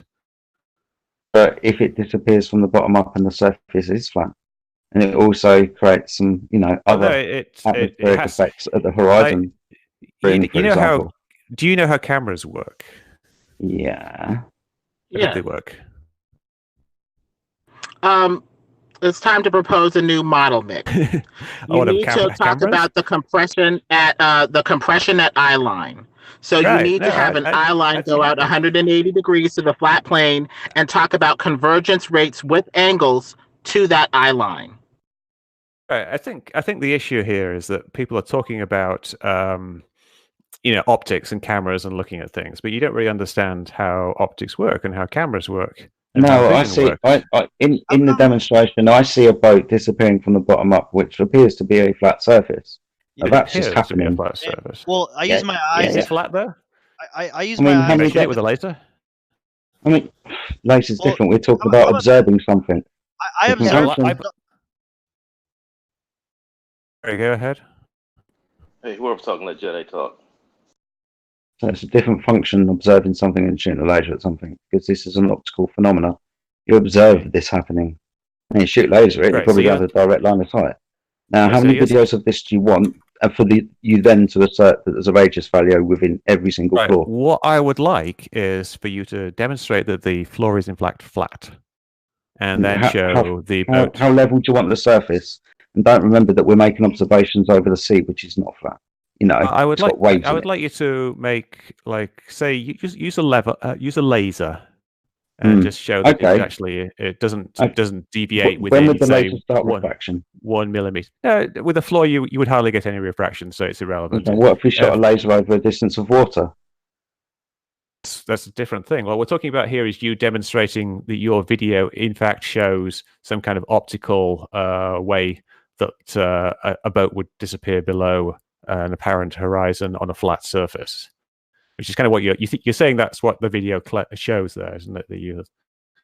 I'm showing you an optical phenomena, which appears to be, as the angle is decreased to the surface of the floor. If that's true, if that's true, that would be great, because that means you could actually disprove all these this nonsense optics that apparently people are using in the real world. So why don't you do a bit of work and try to rigorously demonstrate? I'm just making an observation. You're the one who's coming along and having to map and apply a model. What I'm saying is that your observation is wrong. What, my eyes and the camera are wrong? So you are declaring that this can only happen over a curved surface? Obviously, what you see is what you see. But your interpretation of it is right. You're saying it can only happen over a curved surface. No Even though I flat can probably surface. go away and give you another 30 demonstrations, which you will just hand wave away and claim there's an R value in the surface of the floor, even if it's a supermarket floor or an ice rink. It could be an inclined surface with an angle in it. It doesn't have to be curved as such. But yeah, a flat surface inside a building, anything like less than, say, 100 feet, then you would always be able to see the floor from any position above the floor. Because there's a line of sight from your eye to that point. If you can draw a line from something, from your eye to something, then you can see that thing. That's a fundamental law of physics. No, that's not always the case. It's demonstrated. I have tried it in my home. With First of all, that's not true at all, and you know it's not true. I don't even know why you would say that. It is entirely true. So the Sirius, it's supposed to be 2 stars. So why do I see 1 star? But if there's a line of sight to each star, right? Because there's a difference between being able to see the light from something and being able to resolve the individual thing. How come I see that the sun and the moon? You just said we could see it in the sky. But if you can't perceive it, if you can't distinguish the difference between 2 objects, then you can't see the object, right? If there's 2 objects there and you see it as one, it doesn't have to be obstructed by something else. One of those things, right? You so just there's an can't angular resolve the separation size. between it. Yeah, there's an angular size below which you can't resolve things, but you can't say that the top of a mountain, which is smaller than the bottom of a mountain, is visible, and that the lower part, which has a larger angular size, is invisible because of that angular size. If it's bigger, there's also you an should be able to see angular it. size where you cannot differentiate 2 objects from one. Sure, yeah. That's the resolution limit. So saying it is like a smallest size, that's one aspect, but the other aspect is differentiating two particular points of light and seeing them as 2 distinct objects versus 1 distinct object. Mr. West, as you know, if light rays get too close together when they're refocused, the object effectively disappears as the 2 rays merge into 1, which means at your eye line, you're making angles going up and down, and as those light rays are converging up toward that line, you're going to get disappearance and convergence, which would make stuff appear to disappear over a curve if you had that paradigm in your head, or just simply converge at a horizon line optically over a flat plane. Horizon line is kind of like an irrelevant thing for that, though. Like, let's say you just were looking up at 30 degrees. Where's the horizon line now? Is it always at the same place relative to your direction, Mr. West? If you look infinitely in that direction, that would be your new horizon line. But over a flat plane, guess where your horizon line will tend to be? In the forward direction infinitely. So if I were to look down at the ocean instead of looking at the horizon, would that mean the mountain would now be visible because it's now above my horizon line? You still need a wide enough angle. Are you looking forever in that direction, or is there a flat plane beneath your feet that is limiting how big the bottom half of your vision is? You're only 6 feet tall-ish, so you're only going to have 6 feet or less from your eye line down for the bottom part of objects to converge up toward that horizon line, going straight out over the flat plane. Not actually how it works, though. Like, what if you were to look up so you can't actually see? What if you were to look upwards so you can't actually see the ocean at all? So the horizon is just below your field. Wait, you're saying the way we see it is not how it works. Line below is there a 6 feet barrier below your feet angling up 30 degrees as well, infinitely in that direction? Then yes, you would see the same behavior. But if you're looking 30 degrees up and the ground is not in the way, the convergence changes. Now you have infinite room up, infinite room down. The only limit would be how fast it converges toward that point. Why does it look the same regardless of which direction you point the camera? Hey, real quick, Mick West, we have 2 members here that have been wanting to ask you some questions. I just want to make room for them before we get on to a quick topic that might last forever. Emma or Bambi, feel free to ask your question now. One. It's okay. My question was answered way earlier. Okay, sorry about that. It's because they've been asking me on DMs. Sorry, I was muted and trying to talk. That's embarrassing. No, what I wanted to know was I've heard a lot about you and communicating with Dr. John D. Yeah. What kind of flaws did you see in what he was doing? Like, what do you go against? Well, he seems to have this really strange misconception of how refraction works, and saying that you can never get downwards refraction. And when he actually did his experiments, he was quite good actually, the way he did it. He measured the temperature at various levels. But the temperature variations he actually showed in the video were actually enough to create the amount of refraction needed to bend the laser light around the curve. This is the... Oh my God. What He a did- Holy shit. So wait, lasers. this was the I didn't know that lasers are able to bend around curvature. They don't. They are, yes. Yeah, but No, on they a don't. Good God, man. On a molecular level, can you show me lasers bending around a curve? Well, I can just show it. I can show it in my garage. It's quite easy to do. All right, yeah, all right. So, all right, let's Let me explain. I want to hear the explanation. How do you do it? All right, does anybody here actually have a laser? He changed the temperatures around the laser, trying to create a refraction, is what he did. But the thing is the temperature medium at night, it's not. The air has already mixed and is stabilized, and you're not going to get that change. That's at not night, the question, Mick though. West. The question was like, can a laser be bent by the air? Upward, but not downward. No, she was asking about down and around the globe. So yeah, I was asking if it could bend around a curve. It's not going to bend upwards around a curve. The Earth doesn't curve up. Bend down. So you know the basics of how refraction works. Like things get bent towards more dense mediums. Like when something goes into water, it bends down towards it.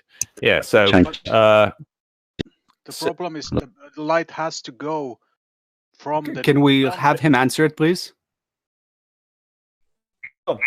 Go ahead. I'm not really sure how to answer it because, like, it is quite demonstrable that a laser light will bend towards cold air, and you can demonstrate this. Like I said, I do it in my garage all the time. You just take an ice pack, you take a laser beam, and you shine it across the top of the ice pack, and it will bend down.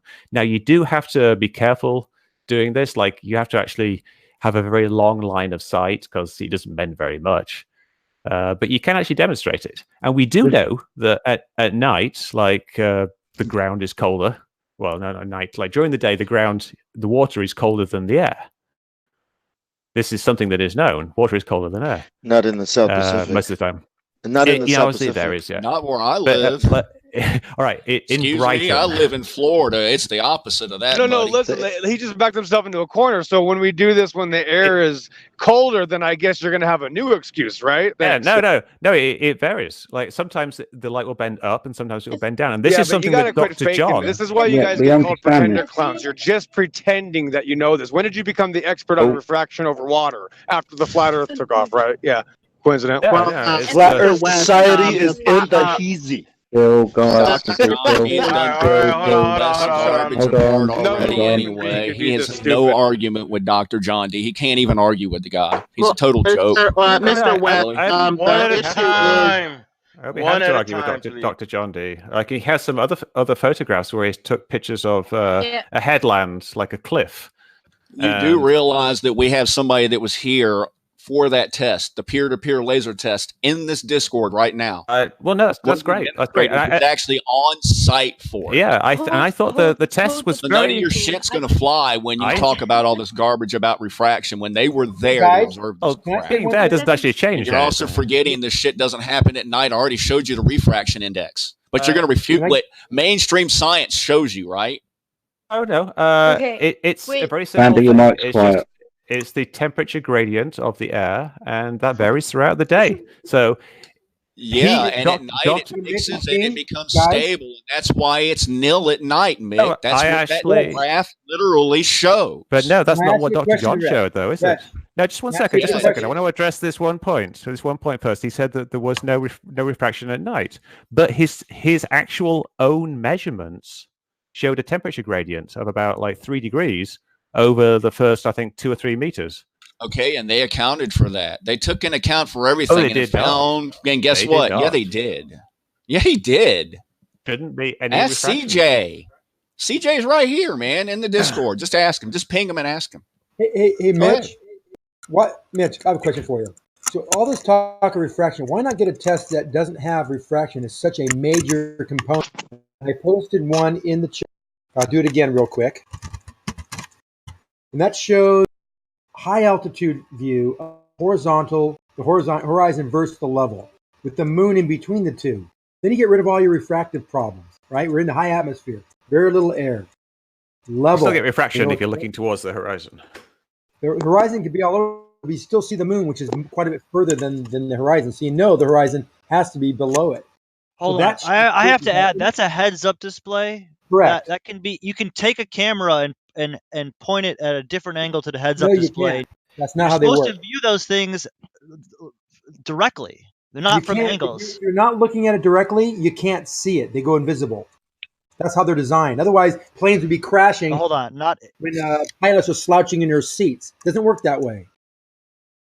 This is the way. Yeah, that's the thing. Pilots would have to not slouch at all. That would be unrealistic. It's not. No, it's not unrealistic. Yeah, their eyes that's are allowed making to move. It dangerous. Okay, one at a time. One at a time. Yes, that one makes at it a time. dangerous. So why would they design something like that that's dangerous like that? That's why it is. It's bad. It's poor designing. That's the way it is. You understand how they. Mr. West, back to your the garbage anyway, Zanuck. You spew that shit in here every day, man. We don't need to hear anything from you right now. Literally. Mr. West, back to the refraction. The conditions that we typically find these laser tests in are over water, and water absorbs heat faster than the surrounding air, so you're going to have a warmer layer of air over the water typically, which is going to lead to upward refraction with cooler layers above. So in the water is of these lasers, that's going to be your typical You condition. can't just keep talking if I've said something is wrong. If something is wrong, there's no point continuing. If you made a mistake, like you said that the water is going to be warmer than the air, the water is not always warmer than the air. It's quite often it's cooler than the air. If the air above the Salton Sea is 100 degrees, you don't have water that's 100 degrees, do you? You have water that's about 70 degrees. That's because the air above it is warmed up by the water, which absorbs heat from the air, releases it into the air, leading to a warmer layer over the water. You get a cooler air over cooler water. If the water is cooler than the air, it's going to cool the air. We have somebody that wants to ask a question. Bambi, I think, was in the middle of asking her question. Go ahead, Bambi. Yeah, it was about the experiment you did. Like, I was going to get you to explain it and what you did and if you've got any proof of it, but we started shouting over about how lasers don't go up, but that wasn't the question I asked. I wasn't talking about lasers going upward. I was going to ask if you've got any evidence that you've done, or do you want to explain it and break it down to how it happened? Let me explain just what I did in a little bit more detail, and I can post the link to the video of me doing it. What I wanted to demonstrate is if a laser is shone over something that is cold, it will bend down. And this is because the air is cold and it's bending down towards the colder air. And the way I did this is I set up a laser at one end of my garage, and I set up a mirror at the other end of the garage.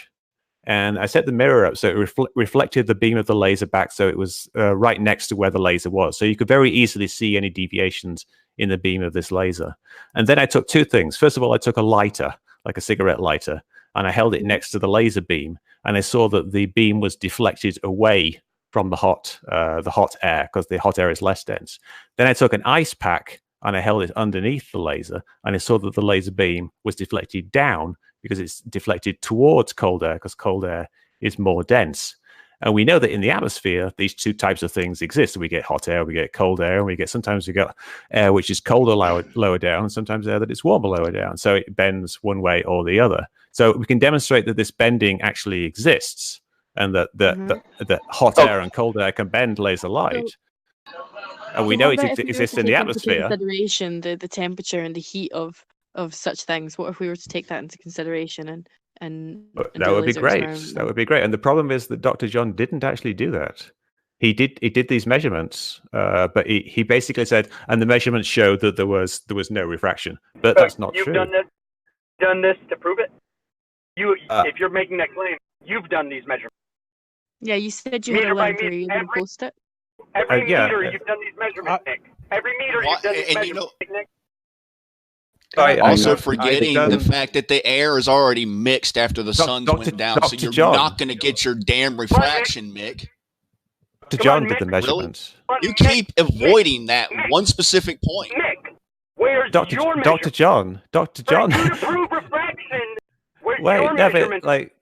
What? Come on, Mick.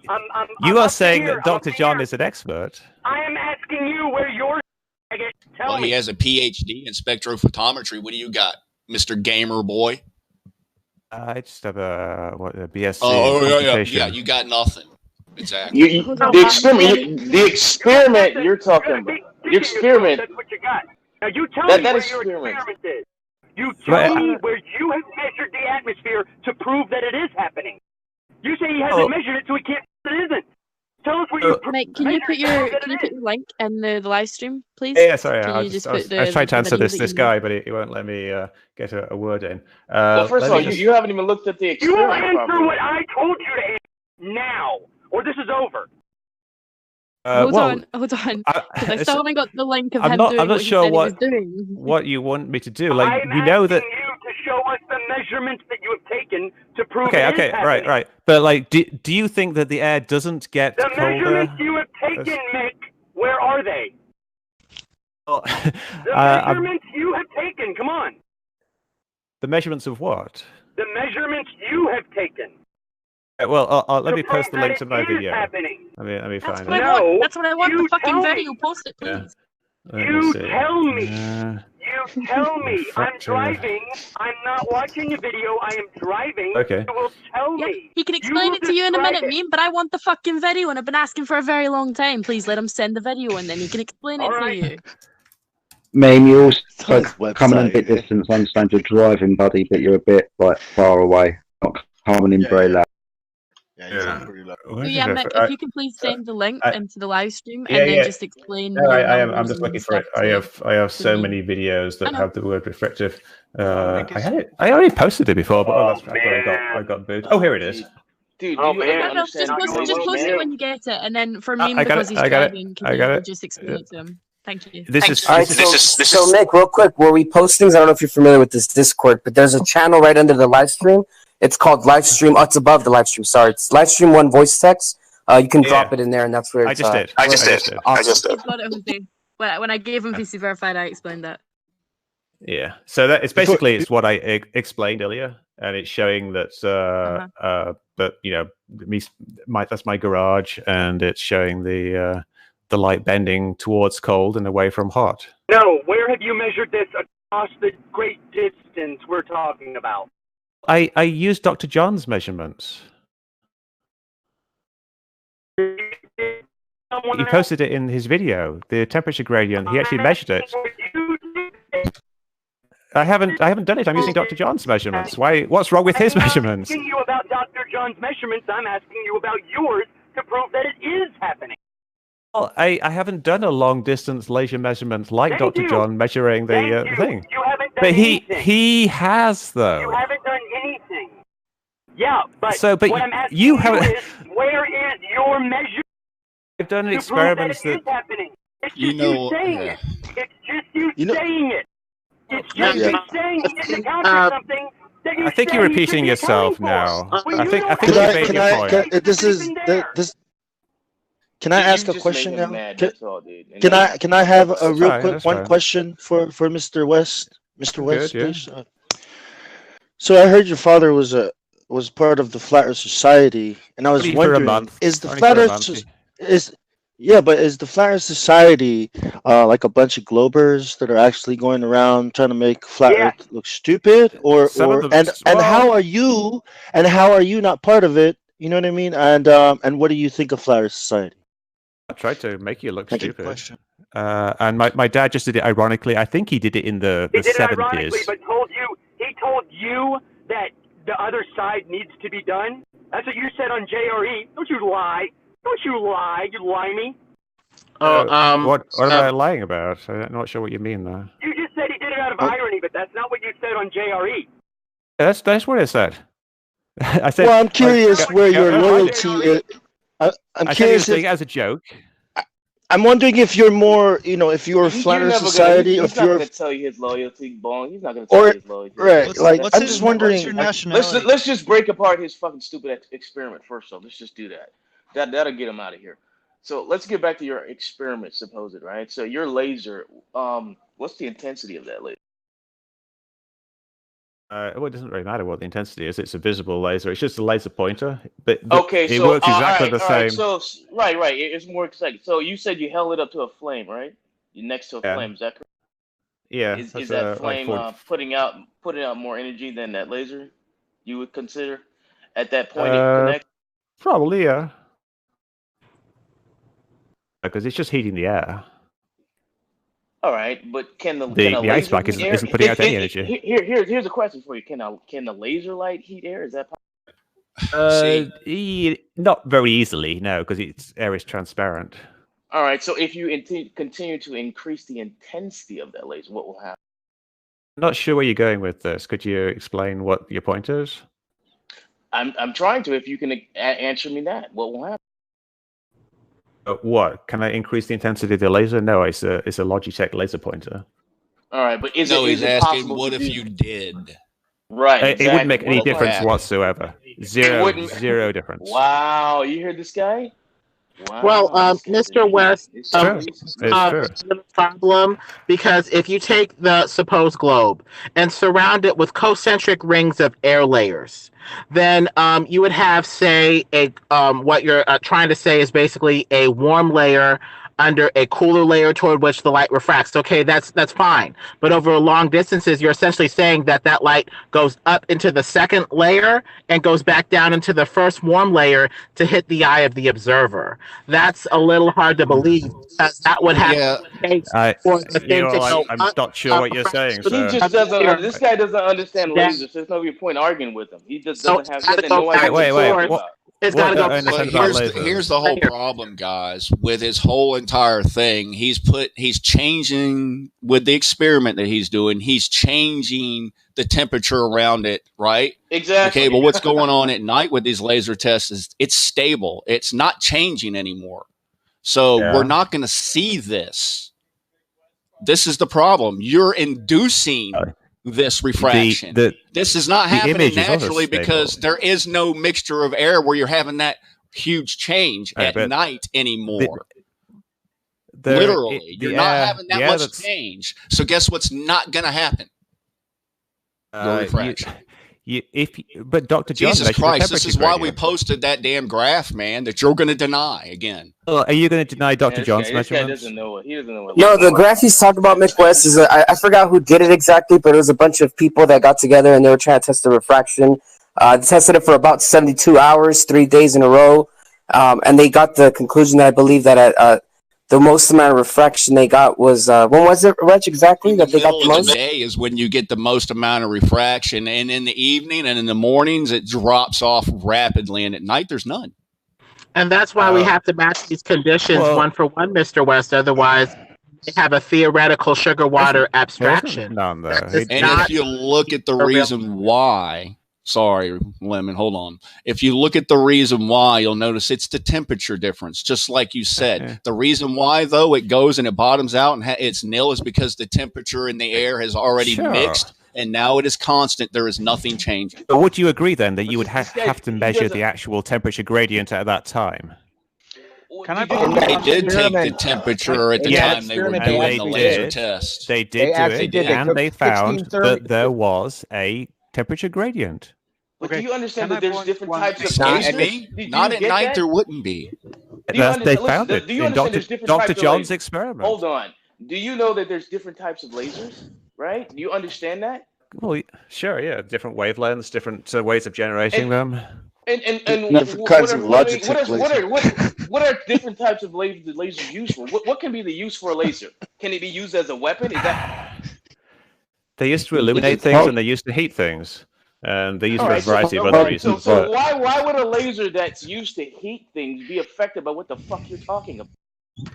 Well, this is the thing with lasers. They're targeting devices. We can use lasers to point at shit and paint targets and say paint because that's what the military do. Now, military use lasers.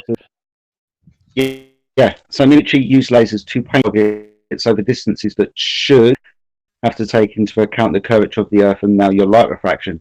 These are from vessels that it seems, with a little bit of research, that quite a lot of their ordnance and weapons that they use for the shit out of stuff requires a direct line of sight targeting system up to and including about 100 miles. So if they can aim lasers at shit up to 100 miles away, that's got a direct line of sight and is directly in front of them from a vessel at sea, and the targeting device is somewhere about 40 foot off the surface of the water. Excuse me. So if that's happening, practical, everyday use, I think we're fine shooting lasers over 25 miles, right? You wouldn't be shooting things that are at sea level because you wouldn't be able to see them. According to you, but right now I've just pointed out, I said military, I should have said Navy. I did say vessel. I did give you a height of 40 foot above the surface of the water, aiming at a direct line of sight to a surface-based target. Now, this is 100 miles, it seems, with a little bit of research. Many of the ordnance they use require a direct line of sight. I think you're probably referring to rail guns. I think you're conflating two different things. No, I'm not. I'm actually not talking about railguns.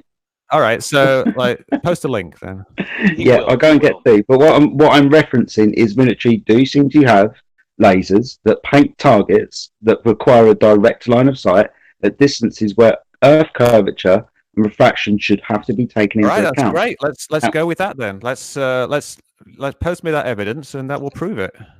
Okay. I'm surprised you haven't looked into this before yourself, Mr. Mick West, who knows everything about light refraction and what lasers do.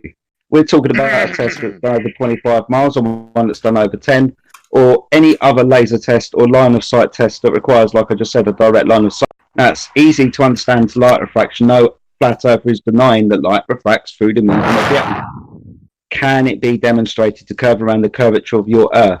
Not just a little box we've got an ice pack underneath it, because we're talking about the majority and most conditions, depending on the air clarity and conditions of the day. Direct line of sight is required when shooting lasers at shit. Oh, it's can you hear me? Yeah, line of sight is, but not a geometric line. Yes, we can hear you. So I want to put in my 2 cents about this. Like the experiment, that would be what you would consider a special case. That is not the general case of the atmosphere. So the basic claim of globe proponents is that the general case, generally, that air will refract light down because of the weather conditions. And that has not been demonstrated, right? Not been demonstrated in the environments that these tests have been done in. Now, of course, you can make a special case test. I think it was Greater Sapien did one over CO2 in frozen ice, right? So, but he didn't take into account that CO2 has a higher refractive index of air, and it's way colder than any environment on Earth. So these are special case experiments. These are not the general case conditions that we find ourselves in. And I think just showing that light can refract says really nothing. We all know light can refract. Okay? So you got to look at the actual conditions. Did it refract in this situation? And what do actual measurements and tests of refraction show? Look at the actual measurements that Dr. John did. I can post them if you want. I've got them right here. Mr. McWest, I have one point in your carriage test that is wrong, or I have a question for that. You said that in warm air, it's just not posted the temperature readings of Dr. John, by the way, for people who want to check out them. Sorry, but carry on. Okay, in your carriage test, the laser. I'm sorry, you said, my garage test, right? Garage, yes. Sorry, my English. Garage. The laser starts in warm air. Yeah.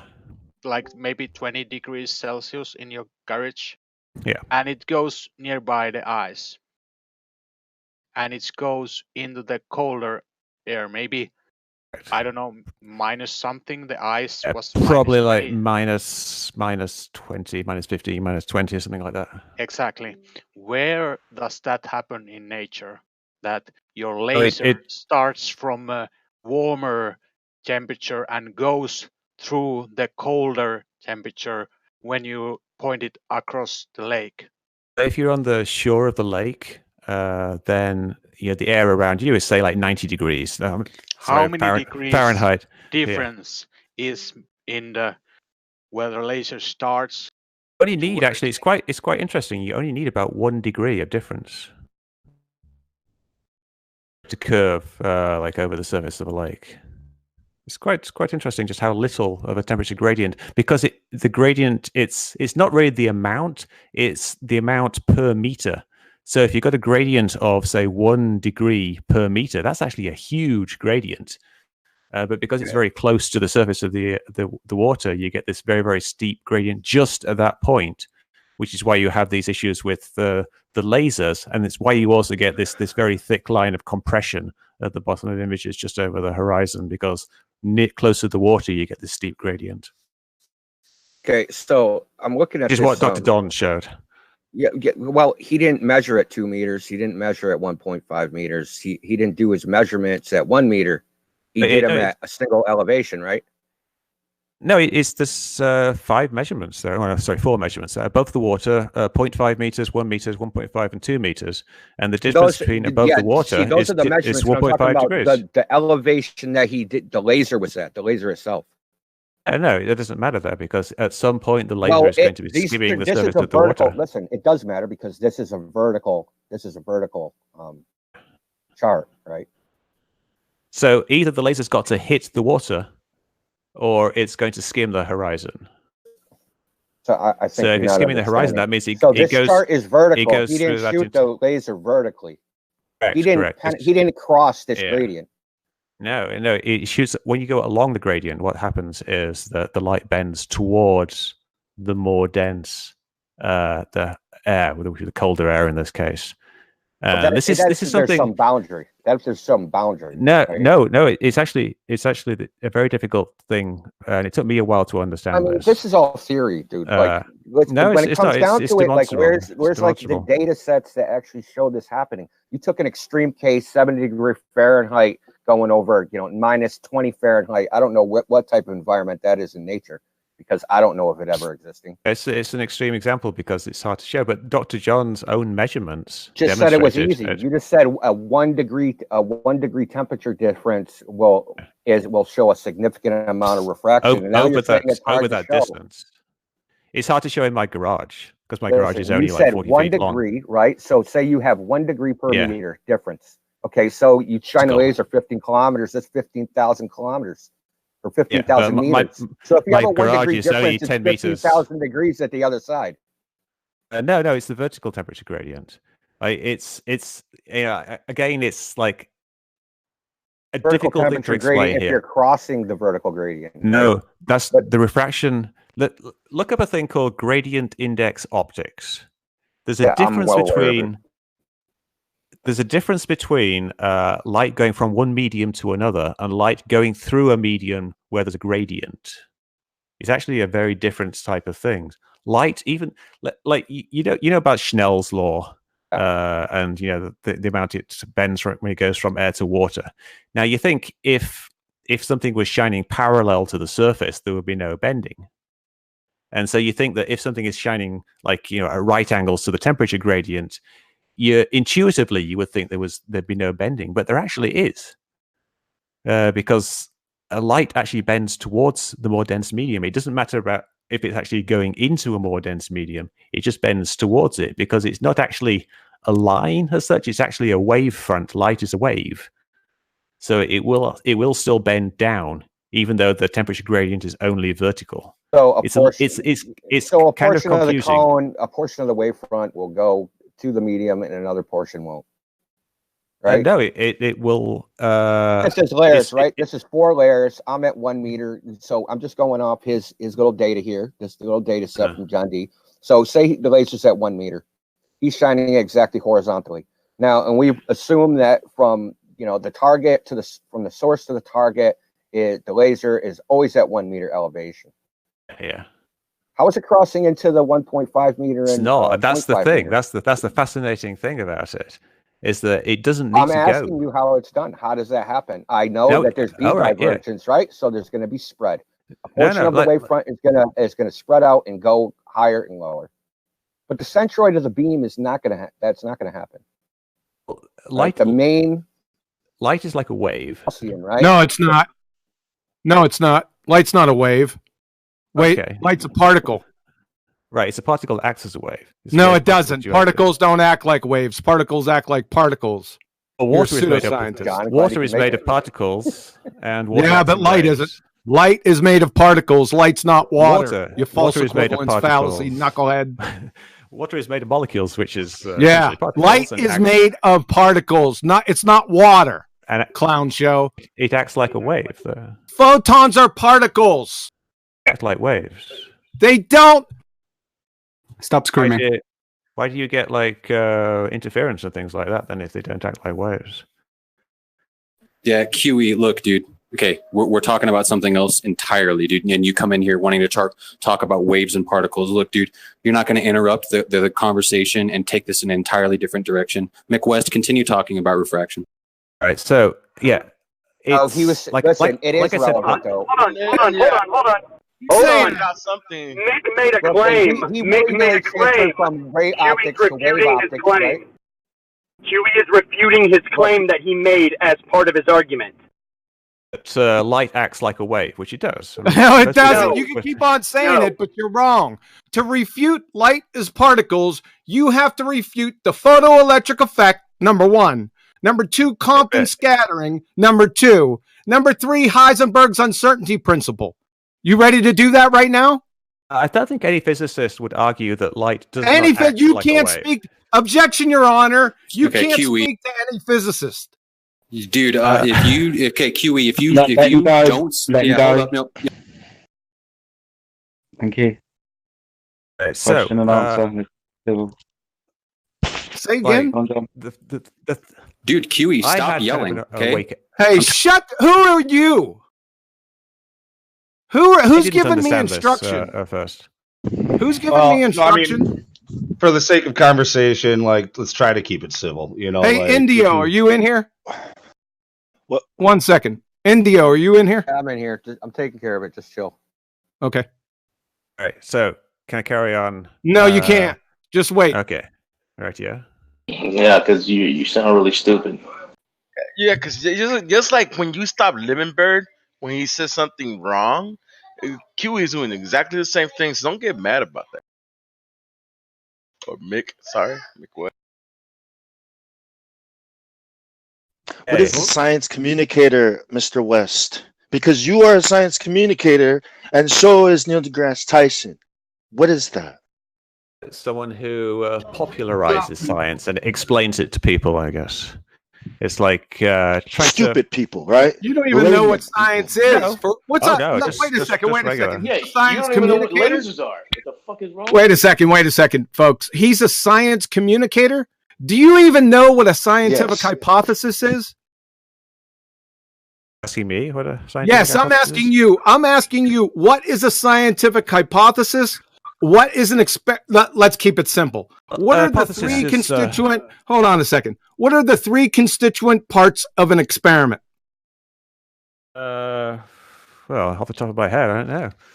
Like, I guess. And you're a science communicator. Yeah, but this isn't the type of science that people want to be communicated with. I mean, you have There's like only the one type of variable, science. you have the variable, you have we go. hypothesis. I would wrong. I would argue that communicating a scientific principle is different than communicating a scientific experiment.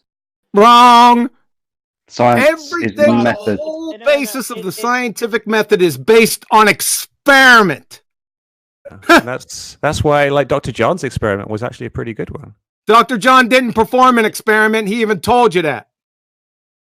Now, let's get back. You didn't. You're a science communicator, and you don't know what a friggin' experiment is? You'd fail 5th grade general science. Well, I don't think that's really relevant here. Like, He is also an expert on debunking on what contrails? Chemtrails? Would you What was stop that? changing You're an the expert, subject, right?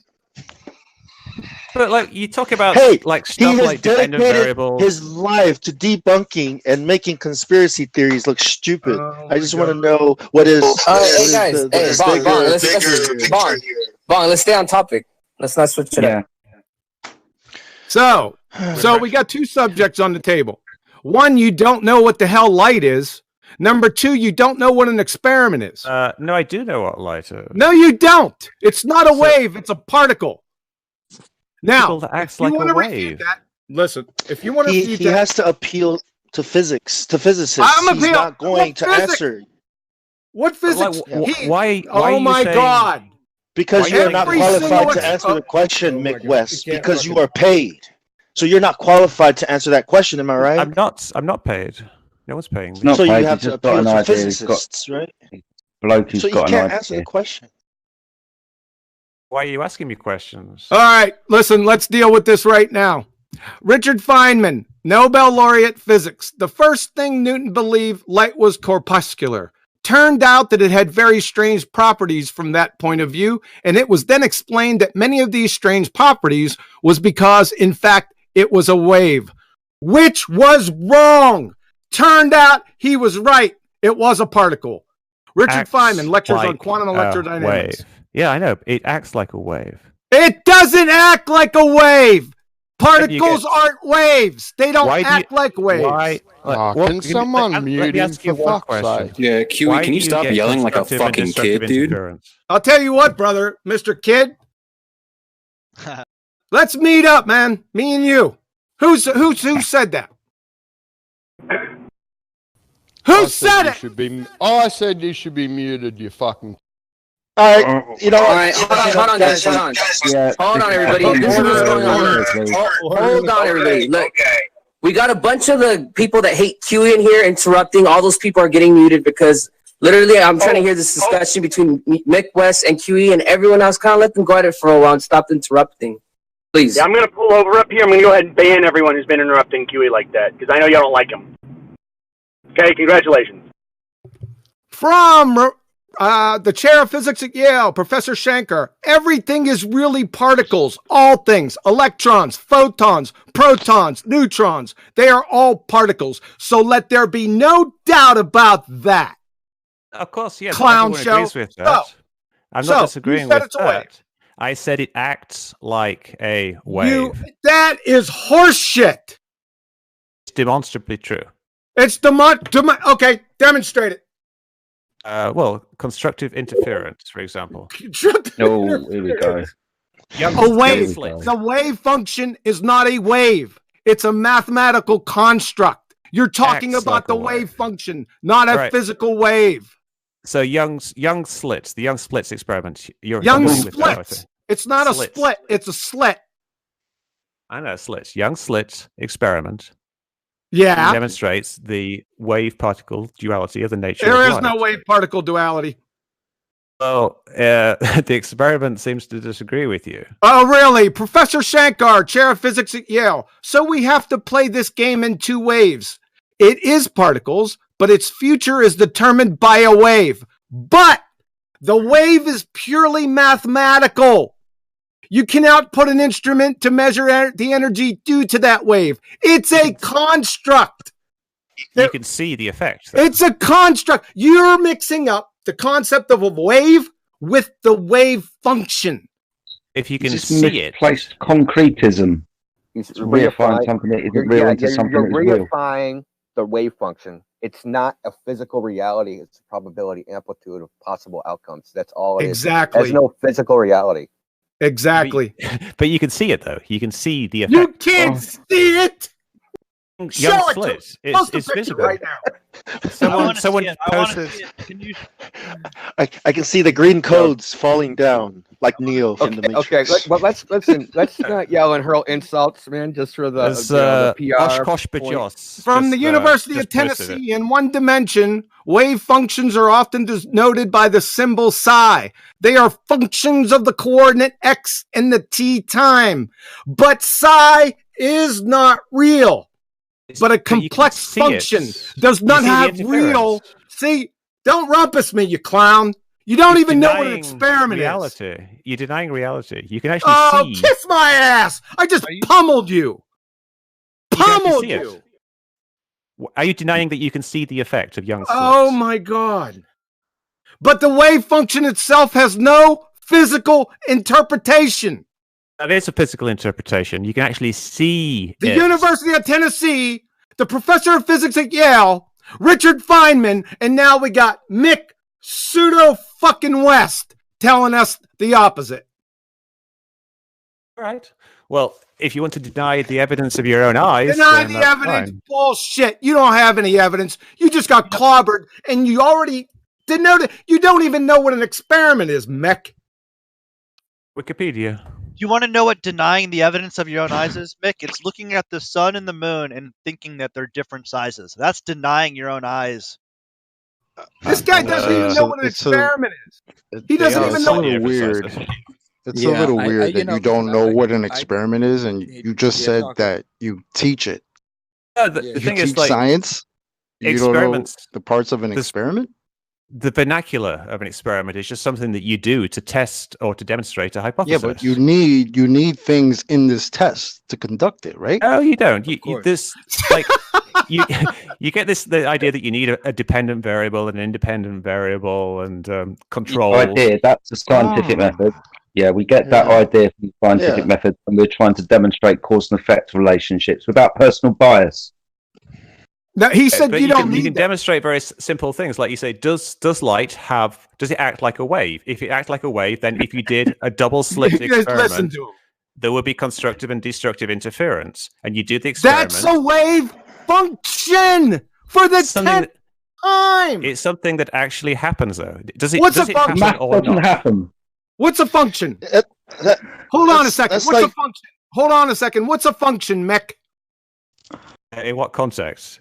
A function is it's basically a mapping of one variable through a mathematical operation to another, like a sign. It's a mathematical construct. It's a function, a complex function, Mick. Okay, let me ask you a question. Is this QED? You ain't asking me shit. You don't even know what a hypothesis is. Hey, Quantum. You don't have to know all that stuff. You can still do some decent experiments. We're on the same side of this fence. But I realize it's like sometimes you have to realize when you're dealing with people that are trying to disprove like concerns trolling with just like that. Jedi, you hear me, right? It's like you start to realize, I hear you, mate. Yeah, I get you. But come on, these guys came here to try to prove to us something that we can prove ourselves with math and logic and science. But at the end of the day, we don't have to start to get upset or like get rivaled or triggered by that. Yeah, but they're pretender clowns. Oh, I already know. He's just doing his job. At the moment, what we're doing is we're talking about light and it acting like a mathematical model. Now, a mathematical model isn't real, is it? It doesn't matter if it's real. When you drop an apple, it acts like the mathematical model of gravity. See, that's exactly what I just said. I just said that. I was like, that's like fucking Neil deGrasse Tyson saying, "This is gravity drops the mic." Are you serious? Is that it? Bong, I'm on. Is that all you got, man? But I'm trying to say, like, at the end of the day, like, if we're on this side of the fence, we should be sitting back in our chair and chilling. Like, we don't have to sweat them. Hey, you should be. Like, we have to let them fucking sweat because we already know we've done the math and they haven't done the math. So, done the math? I don't give a fuck what done the math? Yeah, done the math. Bring Neil deGrasse Tyson here, West. Okay, Mick said he doesn't have to have independent and dependent variables in an experiment, right? He just said that. Well, it depends what type of. If you want to have a strict interpretation Penn State University. Let's go through these. Can we go through them, Mick? So we have Mick that says you don't have to have Mick. Yeah, but can I speak? You don't have to be frustrated by guys that are just talking shit, trying to fucking waste our time. Can I speak, please? I'm gonna refute Mick. Go. Pseudo McWestian 2 space. I'm gonna refute him right now. Are we ready? Space. We live in 3 space. Not according to your friggin' fairy tale gas model, but I digress. We'll get to that in a moment. Experiment. You said you didn't need Mick. You said you didn't need a dependent and independent variable in an experiment, right? That's what you said? For the common understanding of what an experiment is. Yeah, I got you on tape, so that's what you said. Here we go. Experiment, Penn State University. There should be 3 categories of variables in every experiment. Dependent, independent, and controlled. The Institute of Physics. That would be great. That would be great now, wouldn't it? That's just one definition of. That's okay. Let's get another one. Institute of Physics. When planning an investigation, you're giving the same definition. Please shut up, Mick. When I'm pummeling you, please shut up.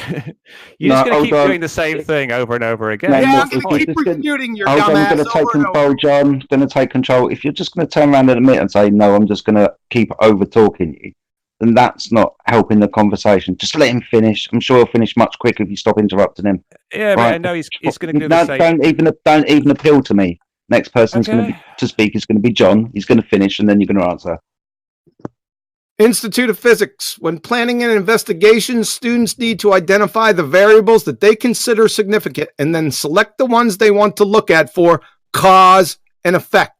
If possible, any other variables that will affect the outcome of the experiment will need to be kept constant during the investigation. The variables are independent variable, dependent variable, and controls. Anne-Marie Helmetstein, PhD, Biomedical Sciences. When you design an experiment, you are controlling and measuring variables. There are 3 types of variables in an experiment: controlled, independent, dependent. Is that enough yet? Do we need to go a little further for you, Mick? It's fine by me, because I already said that. That's one useful definition of an experiment, scientific experiment. Yeah. I mean, it's the type of thing that Nathan Oakley likes to go on about it. Because when people talk about an experiment, they don't necessarily mean that very, very precise thing. Doesn't matter what they mean in the colloquial sense of experiment, just the broad umbrella experiment. We were talking about scientific communication. When I meet a girl at the bar, I want to experiment. Scientific experiment. Science. And you're saying you don't need an IV, DV, and a CV. That's what you're saying. I think that if you're trying to communicate science, those are not useful concepts to discuss with the general public. What the experiment and breaking it down into a very easily formulated method of where your dependent variable comes from, your naturally observed phenomena, and then how you build your hypothesis. Generally, you're answering the question of what causes that. So there's your independent variable, and then obviously you've got a control shit. So there's your controlled variables. You then got to take this forward in your experiment and test your hypothesis. Without these independent variables that are very easily explained, if that you just hand away from away and in an experiment, can you doesn't involve something that you're trying to manipulate to prove a cause of an effect? Right, and the gold standard is basically that when you change something that you know is the cause independently, since you're independently changing the variable, you get a dependent variable that acts in accordance with your hypothesis to prove with as much proof as possible the causal relationship. And you have controls in the experiment that shouldn't change if the experiment is properly controlled, all the factors have been factored, and nothing weird is changing in the experiment. If one of your controls changes, well then perhaps there's another explanation you haven't explored or controlled for. Take with gravity. Let him answer. Let him answer because hold on. Calm down. He said that you didn't need an independent or dependent variable in an experiment. I provided many citations here that said the opposite. Let him answer, please. We're talking about scientific communication. And when you talk about things like dependent variables and independent variables and control groups, it confuses things for the general public. It's usually better simply to describe what the experiment does. You can keep that other stuff in the background as useful information. Like, this is why we need these things. We need controls. We need this independent variable. We need a dependent variable. But in terms of scientific communication, it's usually best just to describe what's actually going on and what it shows. Mick, you baited. Mick, I'm sorry, I'm going to have to stop you. You baited and switched us. I didn't ask you what you were teaching them. I asked you personally, what are the 3 constituent parts of an experiment? And you didn't know. I couldn't remember off the top of my head at the time, and now I remember. Man, can I quote you? Can I quote you from Wikipedia? It all stems from a fundamental distrust of science and authority. Are you not trusting science and authority when you say those things? Like, you don't have to explain the variables. Like, so you're quoting Wikipedia? Like, if you look at the Wikipedia are these your words or not? Are those your words or not? Which words? The word on Wikipedia. Which ones? What? I'm not sure what you're talking about. Read them again. I didn't write anything. Right. Yeah, just read them again. It all stems from a fundamental distrust of science and authority. You are always going to get a percentage of people who are true believers. My goal is to minimize that as much as possible, to stop people falling for it and help them get out as easily as possible. What does that mean? That is what I said. So we're talking about scientific method here, and we're asking for the variables, and you're saying, what are you saying? You don't need those, or what? No, I'm saying it's not productive. It's not productive for communication to the general public. It sounds to me like he's describing atheists when it comes to religion. But people asked me about science communication. They said, you're a science communicator. What is science? And I was trying to talk about it in the context of science communication. That you even know what that is? That you even know what that is makes you a shell. Well, I'm a scientist. That's such a corporate little turd term. You know that, right? I'm a science communicator. I'm a product communicator. I communicate what the product is. You're an advertiser. I don't say I'm a science create communicator. synergies between. You're an advertiser with a stick down your throat. Well, propaganda is important even in science, saying proof for evolution or, proof of the God particle. Part of it is how you disseminate it to the masses to get funding and get support for your projects. But with gravity, we don't really have an experiment that's properly controlled to say we can tell that this is gravity versus, say, electromagnetism or something else. We don't even have proof that it coalesces things into balls for heliocentrism or makes orbits for heliocentrism's extravagant claims. So that's why these experiments preferably would be properly controlled with some decent variables, and sometimes you have to revisit the experiments if you discover something after gravity's formulation, like say electromagnetism. Just to see if we're getting off into gravity and electromagnetism. Hold on. I think you're getting off into semantics as well. Yeah. Maybe we should get back to semantics. Words mean things, Mick. So let's summarize. Yeah, words mean things, Mick. But let's summarize. You are a science communicator that didn't know the constituent parts of a scientific experiment. Off the top of my head. Fail 5th grade general science. Just to let you know. Okay? Thanks. That's fine. No. And light isn't Well, a wave. that's the general pattern. I mean, he knew what we were talking about in general. That's not what's important. What's important is the shape of the Earth and these experiments that are used to undergird gravity. Light appear not to have been very well controlled, and so we may have bad theory, built on top of bad theory, built on top of bad theory, leading us to where we are. You don't have bad theories, Lemon Bird. Just stop. There is no bad scientific theories. Scientific theories are validated, confirmed hypotheses. There's a lot of things that go under the term theory that are not scientific theories. To the general public, the word theory and the word hypothesis are pretty much interchangeable. Sure, not for scientists. Yeah, for the general public. Yeah, that's the problem. That's scientific theory, man. You're talking about colloquial theory? That's intentional. Or scientific theory? Yeah, and this is why words mean things. That's just you changing the meaning of words so you can weasel it around and make it mean whatever you want. And that's been intentional. And politicians, how people use them. Politicians have been doing that for a long time. Really? What? There's a word that we use quite often, just band it around, hoping it's going to do something that it probably won't because you can't demonstrate it. Refraction. Words do definitely mean things as well. Yeah, go on. Let's get back to this bending of light, and you tell us what light is. Let's go. All right, excellent. So the problem is that, like I brought up the idea that light kind of acts as if it is a wave. Wrong. You're wrong, Mick. I just drug you through the friggin'. I just drug you around by the short hairs for 20 minutes over this. Okay, please tell me in the photoelectric context how light is a wave. Please, the floor is yours. Well, what I'm saying is that it appears to act like a wave. Appears is not reality. I just told you the wave function is what you're talking about. The wave function is not real. How many more times do I need to go through this? I thought that the entire flat earth thing was that appearances are reality. Oh my God. Can't you just know what you see? Well, Mick. To be fair to Mr. West, the wave function is based off of activity in reality and is a close approximation, ideally, as possible. But it is a mistake to reiterate it as reality if it's math and numbers. It's a model of what we think happens in reality.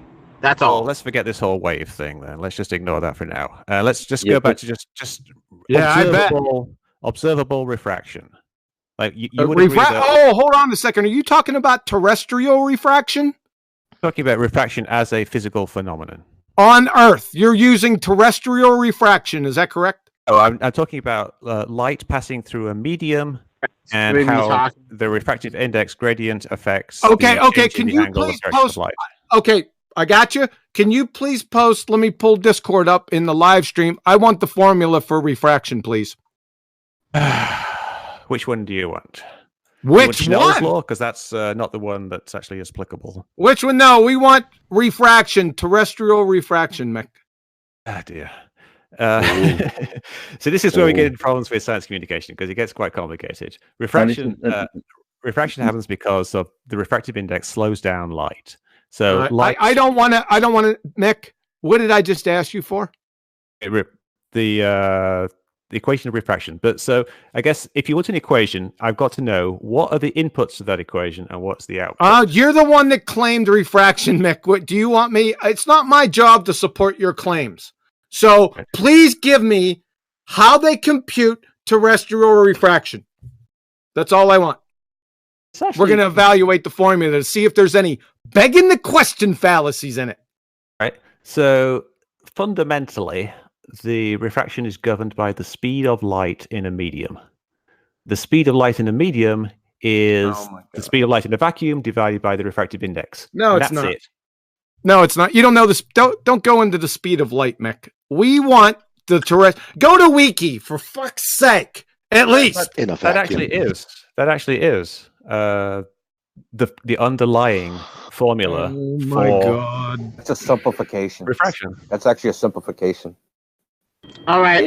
But we're not seeing light travel through a vacuum. So why would you invoke that? We're talking about here, right? There are no vacuums here on Earth. We're trying to do you know what a refractive index is? Well, the refractive index travels through a medium, but we've seen 7.6R, we've seen 1/16 of it, R or whatever, or a degree. How about the one that gives the biggest amount of refraction? That'll help hedge in the discussion. How about the equation that gives the highest amount of refraction? Let's go to the limit. How about that? We just want to see the equation they use for refraction. That's all I asked for. That is the equation that you use for refraction. It's the speed of light divided by refractive index. Where do they get the refractive index from, Mick? I want to see every variable in this equation. See, Mick, with equations, right? Every mathematician will tell you that every variable in an equation must be rigorously defined. I want you to post that friggin' equation right now, and I want you to define all the variables. You claimed it. You support it. You're a programmer. You know that. There's only two variables here, which is the speed of light. Well, it's not a variable; it's a constant. The refractive index is the only actual variable. Oh my God! Now, it varies based on the density of the air, which kind of varies based on temperature and pressure. It's the optical density, not the mass density. Humidity. Yeah. The optical density, which defines the refractive index. There's a square root of epsilon times mu. So the refractive index electric permittivity of free space, and mu being the magnetic permeability of free space. So that's the actual refractive index. The values the values of vacuum is 1, and every other medium is set relative to that. But I think the thing that's missing here is, obviously. I think the thing that's actually pretty straightforward. Hold on a second. I think the thing that's missing here is people are assuming that the refractive index is perfectly following the curve of the globe. Over 20, 30, 40, 50 miles is following perfectly. The refractive index within water or whatever medium that we're talking about is going to be whatever it is. But to assume that it's going to follow the globe perfectly all the way along at whatever distance we're talking about is ludicrous. It's not what anybody's saying. It's laughable. Nobody is saying that. So you can laugh at it all you like, but no one's saying it. So you're laughing at ghosts. So then at what point does refraction become a moot point? At what point? It never becomes a moot point. 10 miles? Give me a number so I know, okay, refraction goes up until this point. Refraction is always there because the atmosphere is always there, but usually you get extinction. There's no demonstration. It's actually that it's always there. It goes give me a number. Give me some numbers so I can put my numbers to it. The refraction you should have is 7 inches per mile squared. I think the max with 7.6R is 6.8 inches per mile squared. That's why it helps to put this discussion within certain boundaries. That's a simplification. Yeah, exactly. I was explaining earlier. The boundaries matter. You have to look at like the boundaries don't matter. It's like no, they don't. They don't let's matter. Put these, they let's don't put matter. these things within boundaries. Where does refraction bend?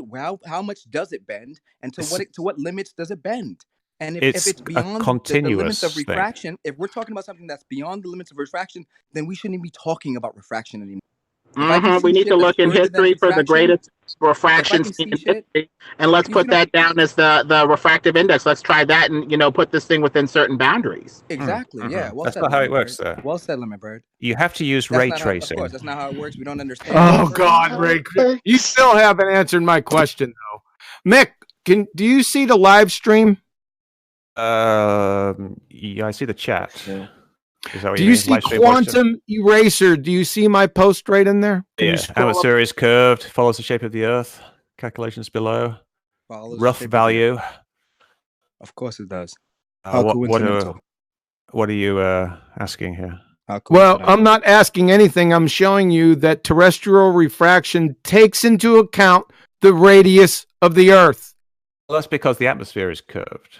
So, okay, so it's a beg. You have to prove that the atmosphere is curved. Wow. Listen, can I bring up a point? Well, hold on a second. Let Mick prove that the atmosphere is curved. We know that if the surface of the ocean is curved, we can see that. Oh, so wait. We're not using refraction to curve the curvature of the Earth. Here, right? That's the only curvature you're about to find. I don't know. You just said the atmosphere. Now it's the ocean. Let's say it's not curved. Then let's say we don't know if it's curved or not. Sure. Everybody knows that water does not curve. Everybody knows that. What I was saying, Mick. People know that. What I was saying, Mick. It's not actually true.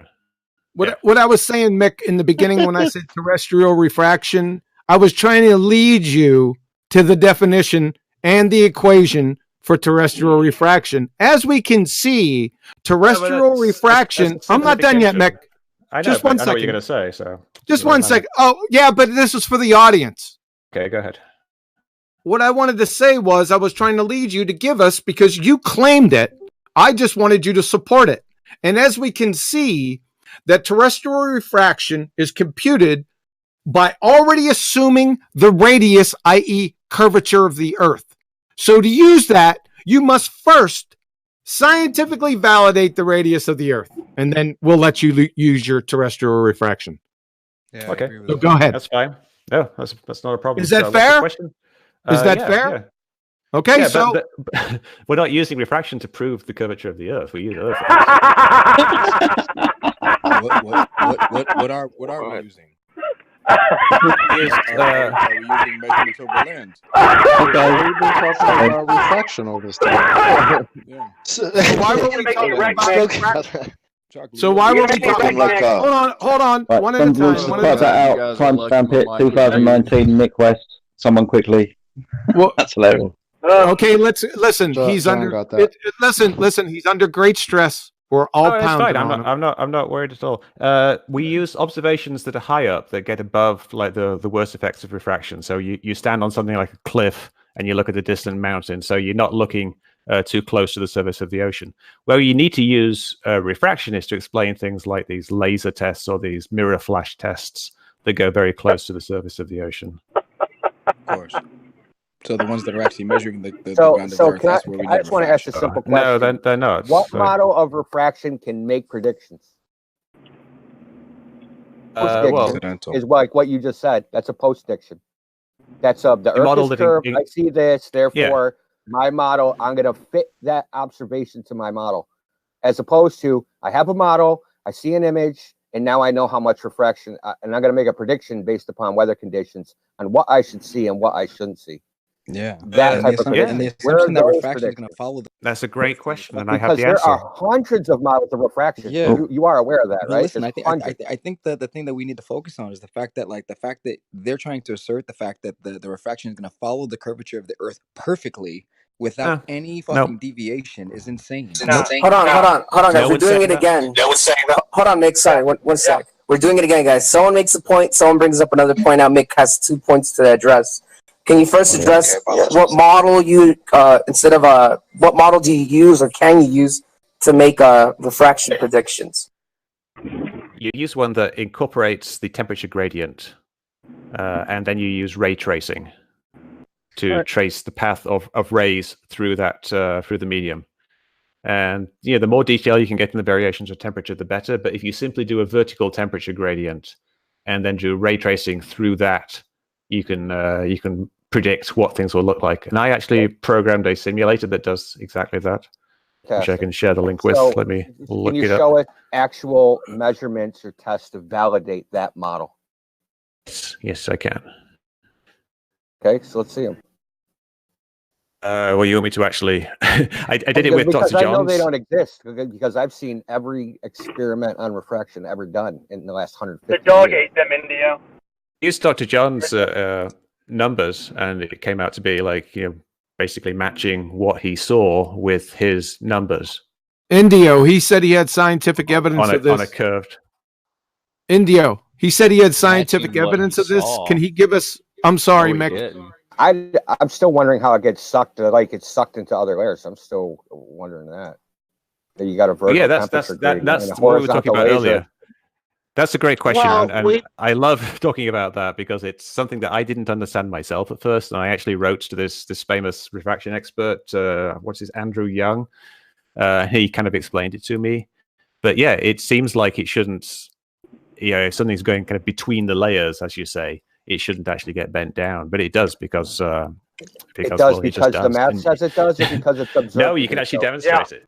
You can demonstrate it. It sounds like we're assuming curvature. I just want to see these demonstrations, dude, of these models. Right? Well, these the problem models is that actually make predictions that are accurate. Yeah.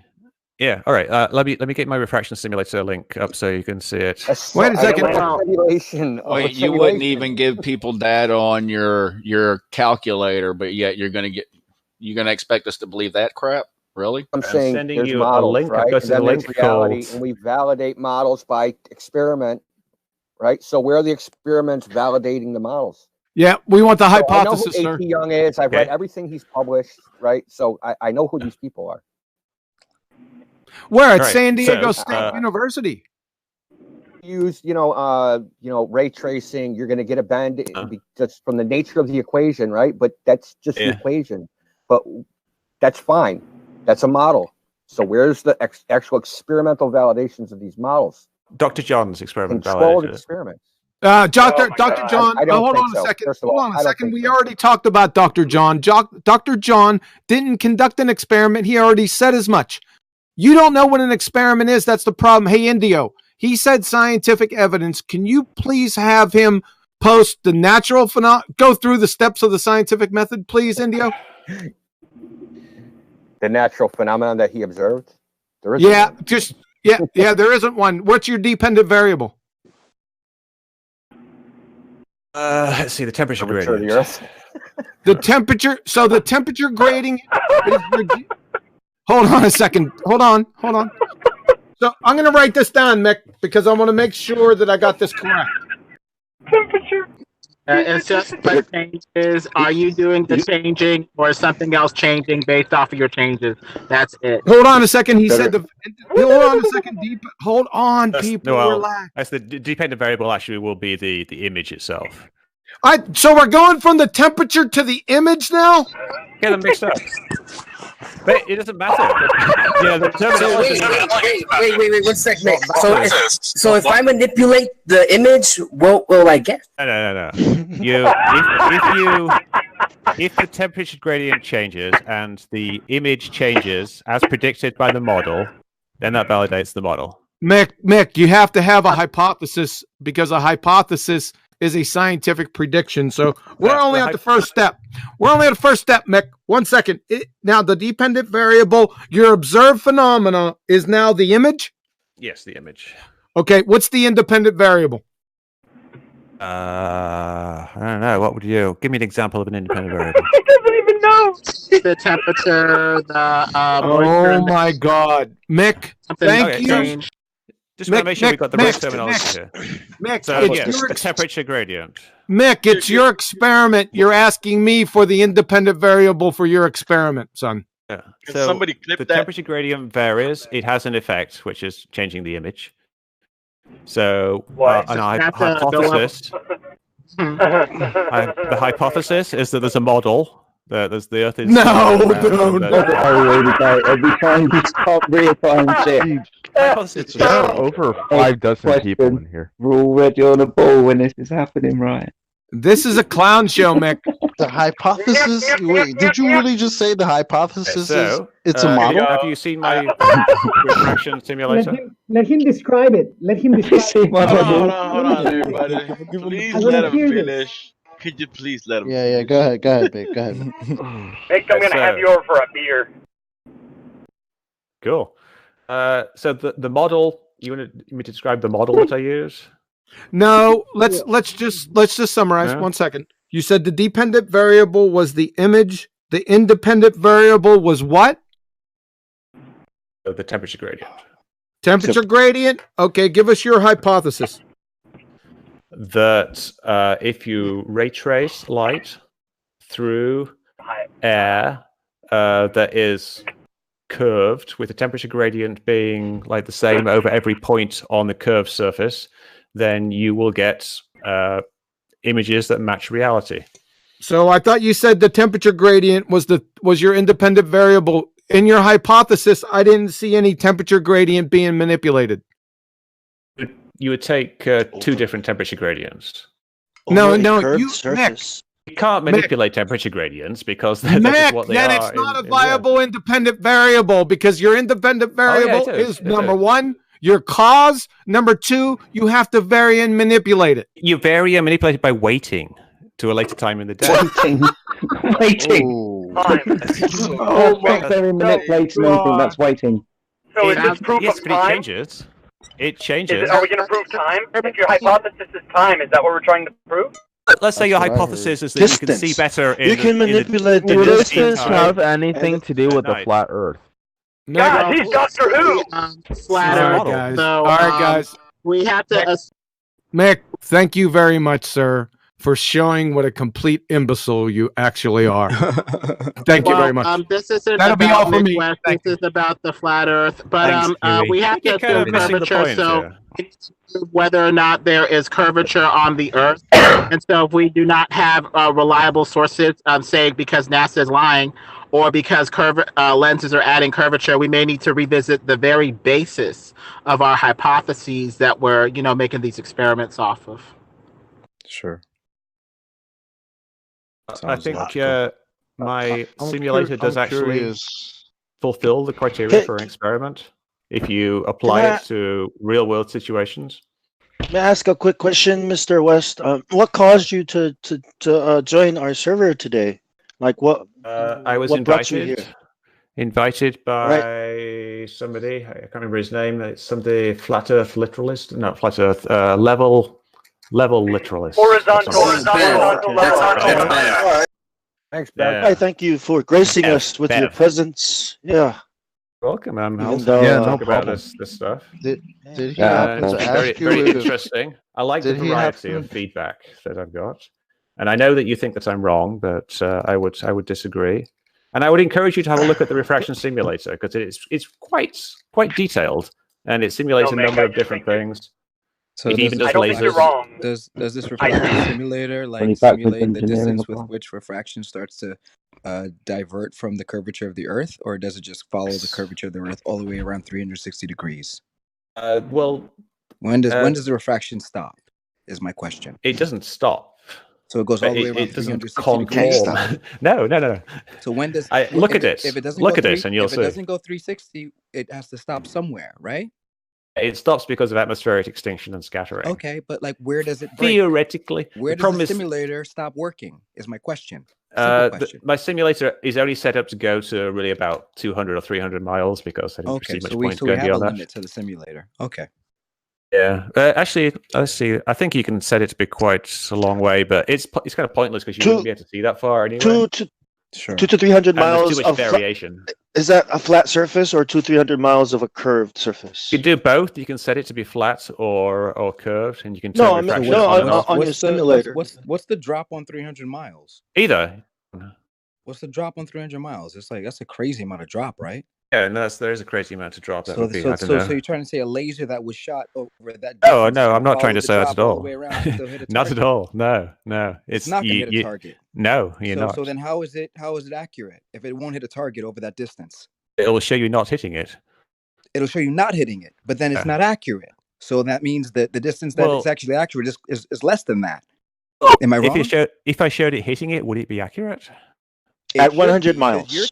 I'm asking you the refraction indicator, whatever the device you're talking simulator. about. It's a simulator. The Have a look at simulator it. is going to tell us refraction up to a certain distance. Let me show you a screenshot If the of laser, it. don't interrupt me. If the laser does not hit the target within that distance, that means the simulator is wrong at that distance. That means we'd have to scale it back because the simulator is shit. Maybe the simulator only works for 200 miles or 50 miles or 100 miles, whatever it is. But there's a distance where the simulator breaks and it stops working.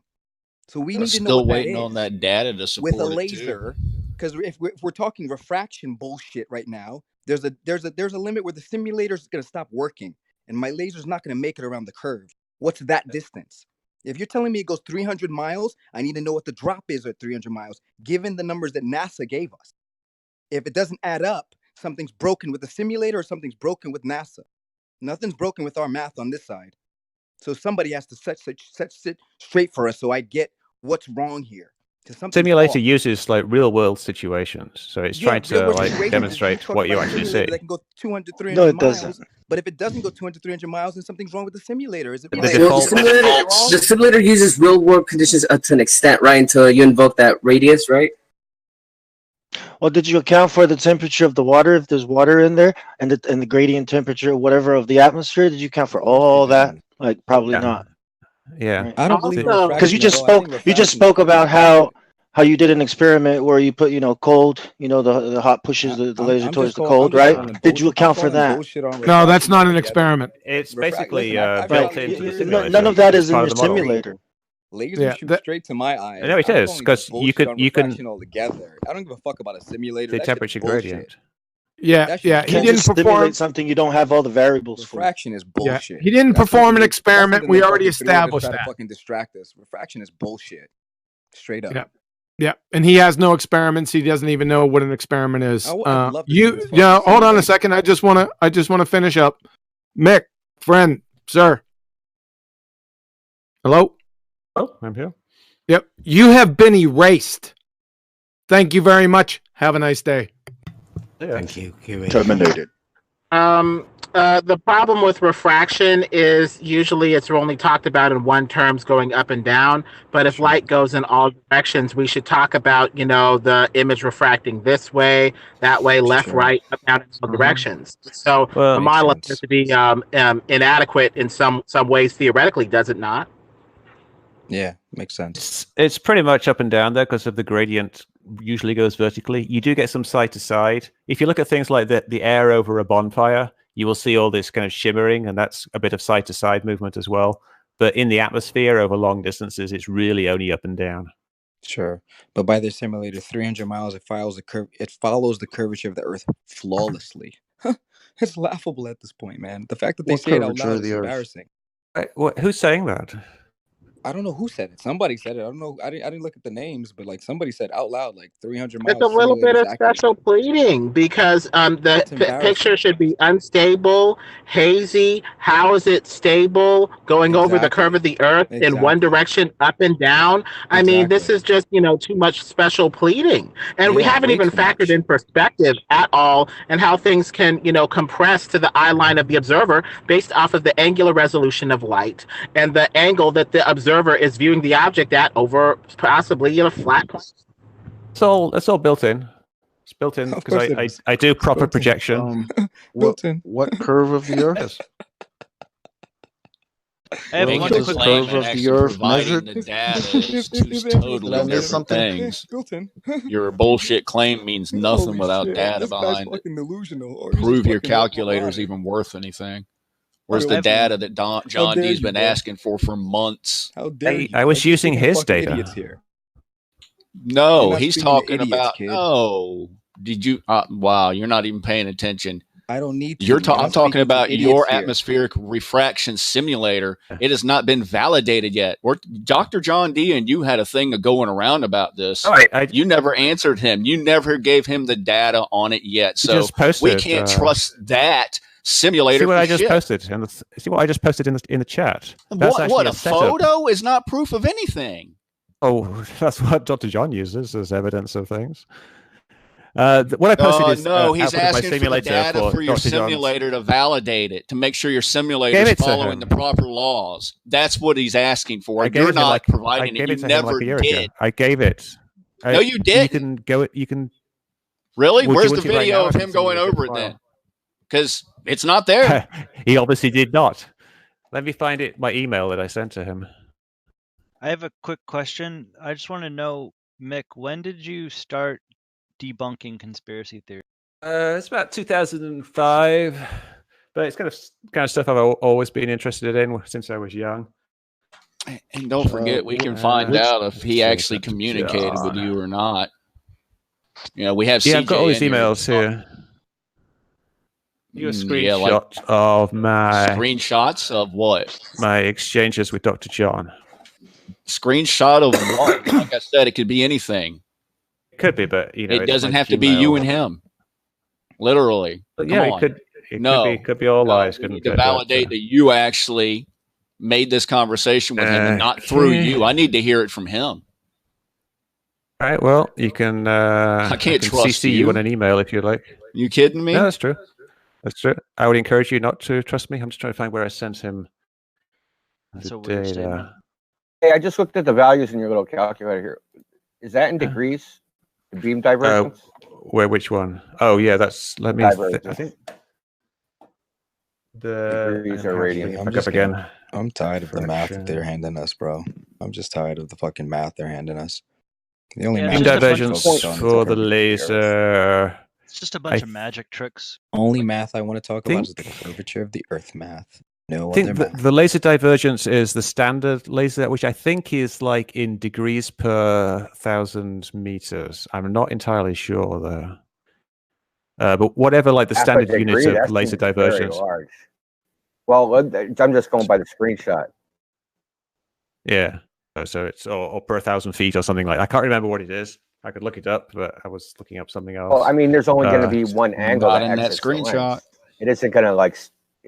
Listen, if it exits, on the screenshot, 0.5 degree angle, it's going to stay at that. It isn't going to get crazy. Divergence is greatly exaggerated on the screenshot, so you can actually turn that off with one of the options, side zoom. It turns it to flat. Yeah, I'm not interested. But anyway, in that. I want to talk about the measured flat Earth and like why that 8 inches per mile squared. At least that parabolic equation doesn't fucking ever come out the way NASA told us it should. Like that's because the only thing I want to focus on. Because of refraction, basically. I'm not even interested in talking about. I don't want to talk about space. I don't want to talk about refraction. I don't want to talk about shit. You know, the problem is 8 inches per mile squared. Why is it you got found by the people that you've got a big problem? You got a big problem. That's all I want to talk about. Everything else is bullshit to me. Everything else is word salad. Everything else is obfuscation. Everything else is bullshit. Catalina. Where's the 8 inches per mile squared? Let's talk Catalina. about that. Catalina. Explain that to me in simple terms, because I'm so dumb. I don't get it. We know how far away Catalina is. We know how high we are off the ocean. We know how far away Catalina is. What do we know? How far away Catalina Island is from Santa where? Monica. Santa Monica. And what's the distance? I believe it was 35 miles. 35 miles. And what does that equate to in terms of curvature?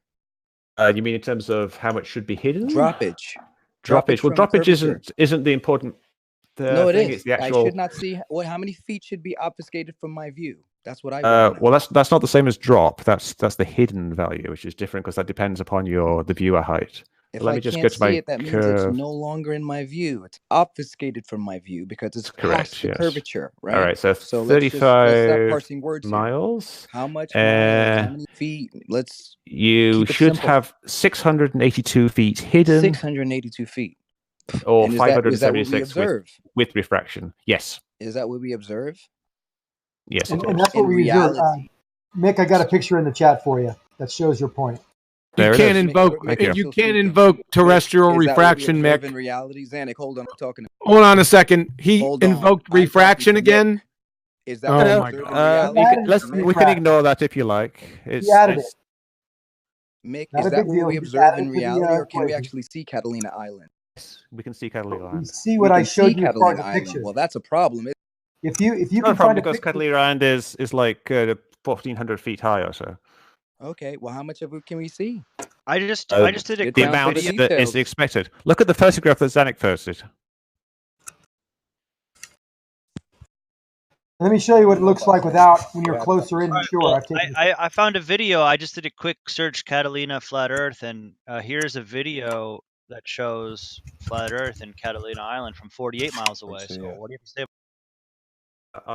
I've looked at many photos of Catalina. What distance is this? About this guy he has a video. Listen, but there's an up close picture. But his video is just showing that you can actually see Catalina. Of course, you can see the top of it. 48 miles away. 48 miles, not 36. Someone that 48 miles. Did the observation from not across 48 the water miles. to Catalina Island. This guy. Order in the court, guys. One at a time. You can see the amount of Catalina Island that you would expect. Useless. We need someone that actually did the entire experiment across the water. I've been there. Measured the shoreline. Measured how much we could see. That wasn't an experiment. Right. So, do you deny the existence of Catalina Island, or just how big it wasn't an experiment? Is the problem? Not an experiment. Observation. You're taking a picture of like the mountain. Like, look, Catalina Twin Island. Harbors like, there. What does that have to do with anything? See the We're talking picture about from the shore the curvature of the Earth. What about the video I posted where there's 2 minutes of a guy zooming in from farther away than you guys are saying? And there should be no Catalina Island at all. Let me look at that real quick. Oh, we could do the math on that.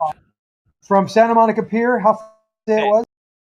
You can say your little observation, but I just posted a video with the alternative. I got the video. I'm watching it now. What are you saying? See, but here's the thing. It's like you're seeing exactly what I showed you. Here's from the thing. 48 miles away. Here's how Can you hear me? What you would expect to see. Here's the thing. It's showing exactly what I showed you. See that? Hear me out on this one. I'm not even gonna watch the video.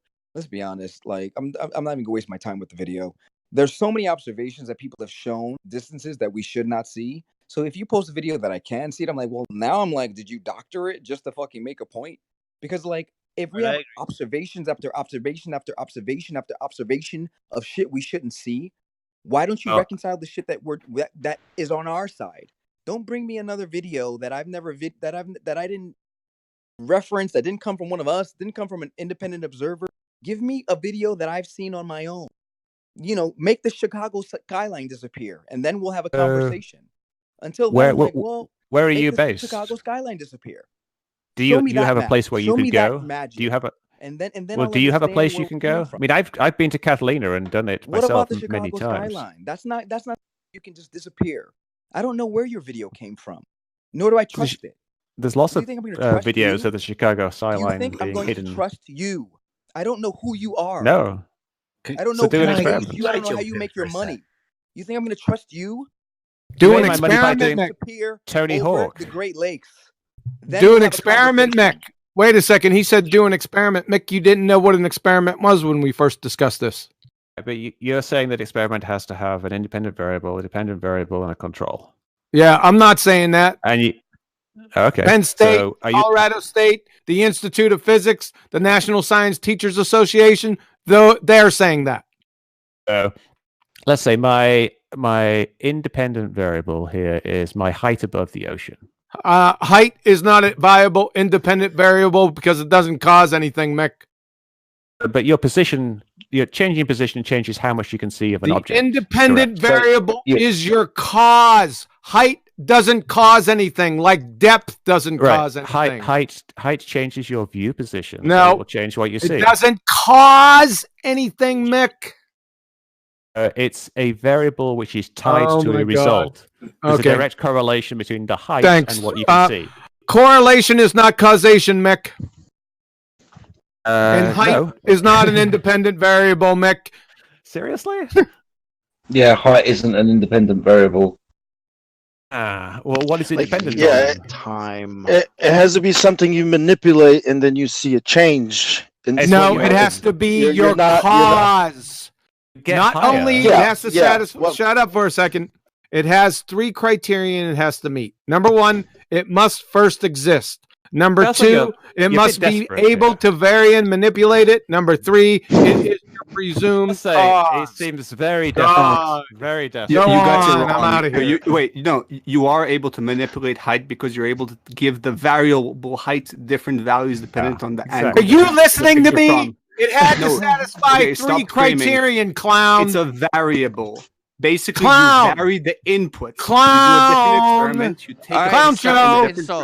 Let's see if it hits all 3 criteria. He just won't shut up. Let's see if it hits all the 3 criteria that we've spoken about. So the first one, height. Is it real? Discuss. Is height real? It's real. It's a real variable. Something you can change, and it has an effect. When you change the height, things change. You clown! Let me ask you a question. Stop calling him a fucking clown. Stop insulting him. The fucking behavior here is goddamn ridiculous. Shut the fuck up. You clown. I'm a fucking mod here, You're a so clown shut the fuck up. Stop. Yeah, fuck you. I'm a goddamn mod here, so shut the fuck up. Stop insulting. Okay, so listen. Let's do it the other way. This is the Wild West. Yeah. Fuck. Yeah. Height is an independent variable. Thank you very much. I appreciate that. Clown.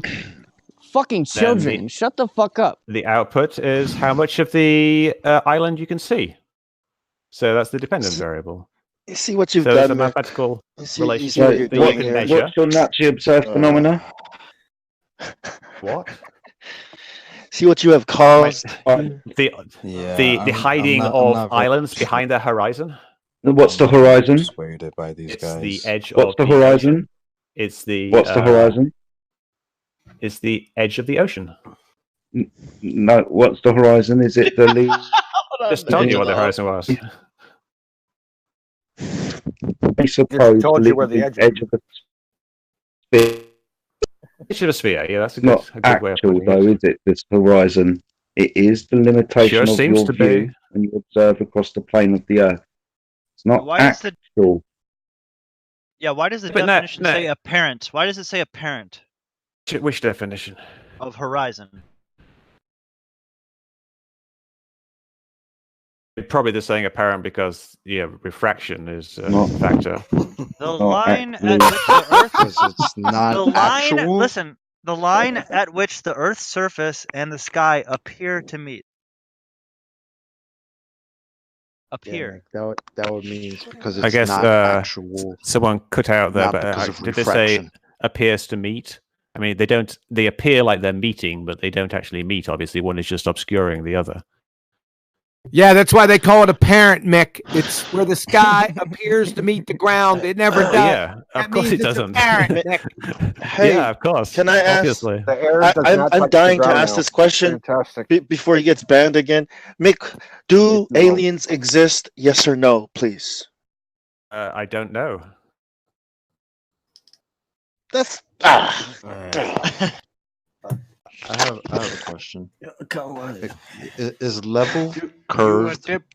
Let me do that, chocolate. That's my. Oh, I'm sorry, man. Not even had a chance to go yet. Bev, get in there. Go ahead. Hey, listen, anyone that wants to ask Mick, since he's our guest here, a question, like just speak up and so we know who wants to ask. I'm going. It's my turn. Give it, Bev. Okay, get it.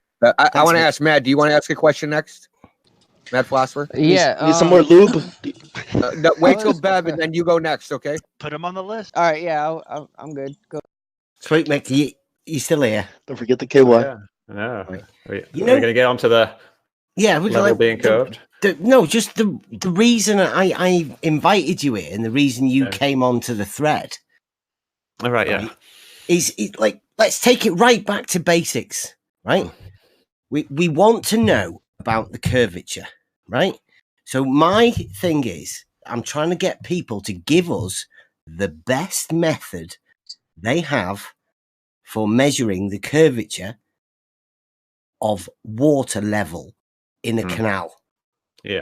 A mile long, let's say. That's too short. Why? There's very, very little curvature over a mile. You need to do about 5 or 6 miles. How much curvature is there? Your calculator? 7.9 inches. 1 mile.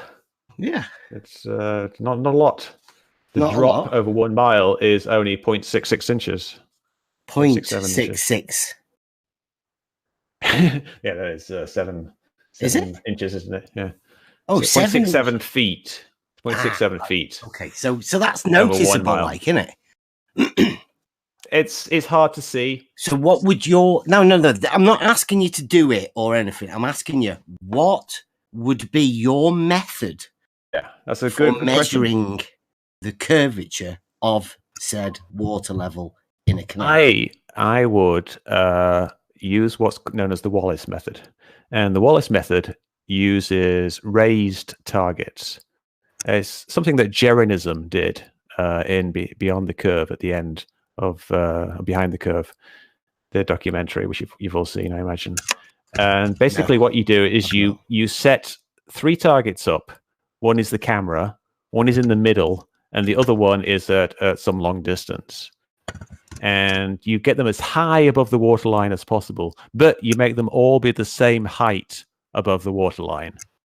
And then you look from the camera through the middle target to the end target.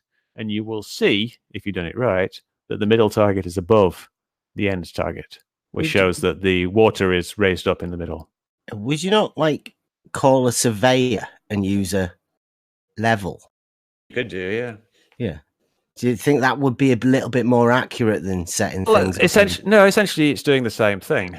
The same thing. Looking or actually measuring? Well, that's what surveyors do, essentially. They measure stuff really accurately. They do. So then how do you handle the discrepancy when people measured across 25 miles 0.04 and degrees measure from drop. From their in water boat level? and the laser Yes, 0.04 degrees of drop of the horizon. Of what? Of an apparent location. No. Stop. No horizon. We're on water level in a canal. Yeah, so we're not going to the horizon. You don't need to do that. Yeah. We just after the best method for determining the curvature in the water level. That's then exactly what I said. Then you would set up these targets high above the water, so you get above any refraction or minimal refraction. Yeah. How high above the water? And then you see where the line of sight from the first target to the last target intersects the middle target, and you'll set up like a datum. The datum you are using is going to be your sight. I think Jedi was asking how high above the water, because refraction is obviously to you guys a big deal. So we want to make sure. No, you don't need refract. There's no refraction in when we're measuring level of the water. The reason why I'm asking how high is because the higher you get off the surface of the Earth, you're increasing the radius value. So, for example, if you have 3 lasers, one foot above the surface, pardon? Enough to make a difference. It's like a 1,000 inches. It will eventually, with altitude, start making a difference. But especially, hold on, I haven't finished. If you're presupposing on a curved surface, your target is going to be angled away. Also, if you have a low target, a mid target, and a higher target, because of the speed of light having to traverse a longer distance across an arc, you wouldn't necessarily notice this speed of light change or the time that light would take to get to the top target, because you've increased the distance between the two. Keep doing this with altitude, then that's exactly what you should find on your ball, and increasing the time it takes light to get from the laser to the target, and the target is curved and angled away over a distance of an arc. We're doing 12 feet, all at the same height. So if it was flat, I want this one now. I want this one now, because you're saying that we're on a ball. So if you increase the radius value of that ball, then this demonstration would take into effect. Correct? You will be able to prove your curve if you could demonstrate with altitude it took the lights longer to get from a target which was further away, because it's on an arced tangent, right? Yeah, you could do that, but that's not a very easy thing to do. Like we're talking about an easy demonstration, like which you can do if you've got a 5-mile long body of water. You set up these targets 12 feet above the water surface, and you look along them, and you see that the middle target's raised What would your datum be, though? Like, in order to measure a curvature or a drop or something, the water surface. The what? The water surface. And I call the water surface is level, being because the ground's going to rise up as it goes out. It smells like a lot of bullshit going on, man. What you're measuring is that's perspective coming into play. So the object in the middle is going to look like it has risen up anyway. Dude, did you not just hear what he said? What did I just say? The datum that you are using to determine drop is a level. It's the water level. Is the water, yes, which is horizontal. It's level. Yeah. Thank you. No, it's level. Which is not horizontal, it's level. Sure. Different things. Here we go. Yeah, There's they are two types of level. There's two types of levels. What? Yes. What, the real one and the fake one, right? No. There's true level and there's apparent the one level. you can see and the one you can't see. Right. True level, one you true can level, see, and then the one that they I've done say. construction since I was a kid. Level is fucking. There's the one you can see, and the one they say is curved. In construction, There's the one you can see, and the one they say is curved that you can't see. Construction, apparent level, and true level are pretty much probably the haven't same. lifted a fucking hammer in your life, by the way. I can tell by. No, they haven't. Anyone who talks like this hasn't had a I job. own a lot of hammers. I can show you a I hammer. don't believe you, bro. By the tone of your voice, you've never lifted a hammer in your life. I'm a worker. I've got a hammer. I probably own more hammers than you do. And I'm a worker. You've never lifted a level in your life. Can the real I level own like 5 different levels. Doesn't matter if you own them. Do you know how to use them? Yeah. In order to say that level is curved, you have to prove R, which you failed to do tonight. We're talking about like water. Bullshit is what we're talking about. Water's always right. It's gonna be relevant. Bro, I can hear by the way these guys' voices cracking. They're fucking just feeding us bullshit, man. I can already smell the bullshit coming out of them, bro. Think my voice is cracking? I know it is. No, Mick, he's the professor. I don't think. Hold on, guys. I was laughing about the hammer. Sharp ears can hear. People that are lying or just too dumb to realize they don't know what they're talking about. Vagabond. Vaga. Give it a second. Don't you think that's a bit hypocritical? We all know. We all know. Insults. We all know. Whatever. I don't know what you are. I don't know what you are. You broke up though. I don't know what you are. I don't know what you are, but you won the dim, and you know you are. I'm a retired video game programmer. I program Tony Hawk's Pro Skater. So AKA yeah, that's not all you are. Your fucking life. What programming language? That's not all you are. Video game programmer. Hey, oh, guys, Anderson Cooper. Anderson Cooper. He's just a reporter, guys. Anderson Cooper is just a reporter. What programming language you use? I do actually have a lot of hammers. He is a programmer. He is a programmer. What programming language you use? That should have been like right off the bat. You should have been like, "Oh, I use C++, use C, use C Sharp." You broke out. We use C++ in programming video games. I mostly program in JavaScript now, though. If you look at the refraction simulator link I posted, I'll post it again. You can do view source on that, and it will show time, bro. all the code. We don't need your simulator. I'll just play Skyrim. Out of your fucking mind, bro. I'm not gonna waste 30 seconds on that shit. I have a question. Killing your own stuff. What happened to Fallout 76, Mick? Damn. Mick worked on it. That's what happened. Hold on. He said he used C++. What was one of the blaming Mick for 76? Hold on. What is one of the things you use in C++? Main things. What do you mean? What do I use? I programmed in it. The release. Get him. That is probably the only true thing about him is that he programmed. Hold on. No, I haven't heard a legit answer on developing right now. I'm a developer. I develop in C Sharp, but I know some C++. C++ you use new and delete, or you can use malloc and free. What is it called when you release resources? What is it? What is a deconstructor for that? you're freeing the memory. So it could be a dereferencing, and it could be garbage collection. But it depends what you're talking about. There's lots of different ways of doing these things. All right, so you give me the garbage collection. All right, what are pointers? You're breaking up there, so what are pointers? No, hold on. He's questioning him. He's verified. We know he's a programmer. How do you know? What are I like talking about pointers? programming. Garbage collection is easy. One of the easiest things you can figure out.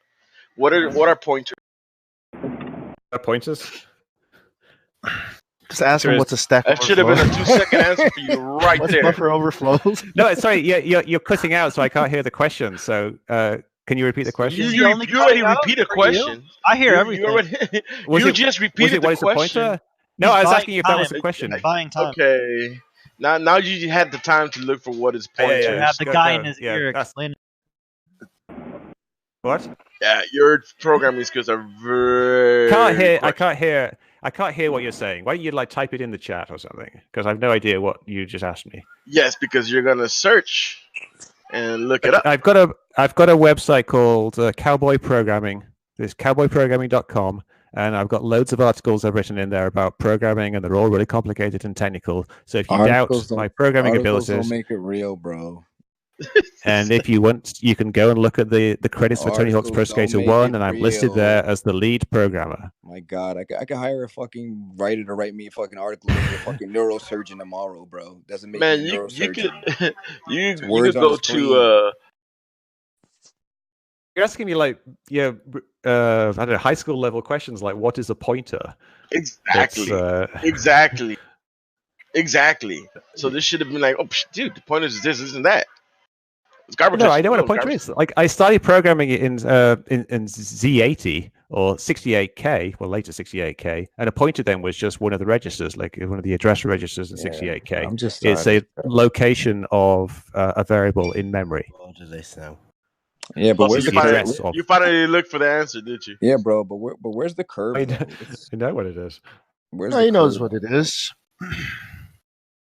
We know that you're good at programming and manipulating stuff, and you can show it on your simulator, but you're not really, because you can't, list the variables. Like you're just gonna give us a simulator.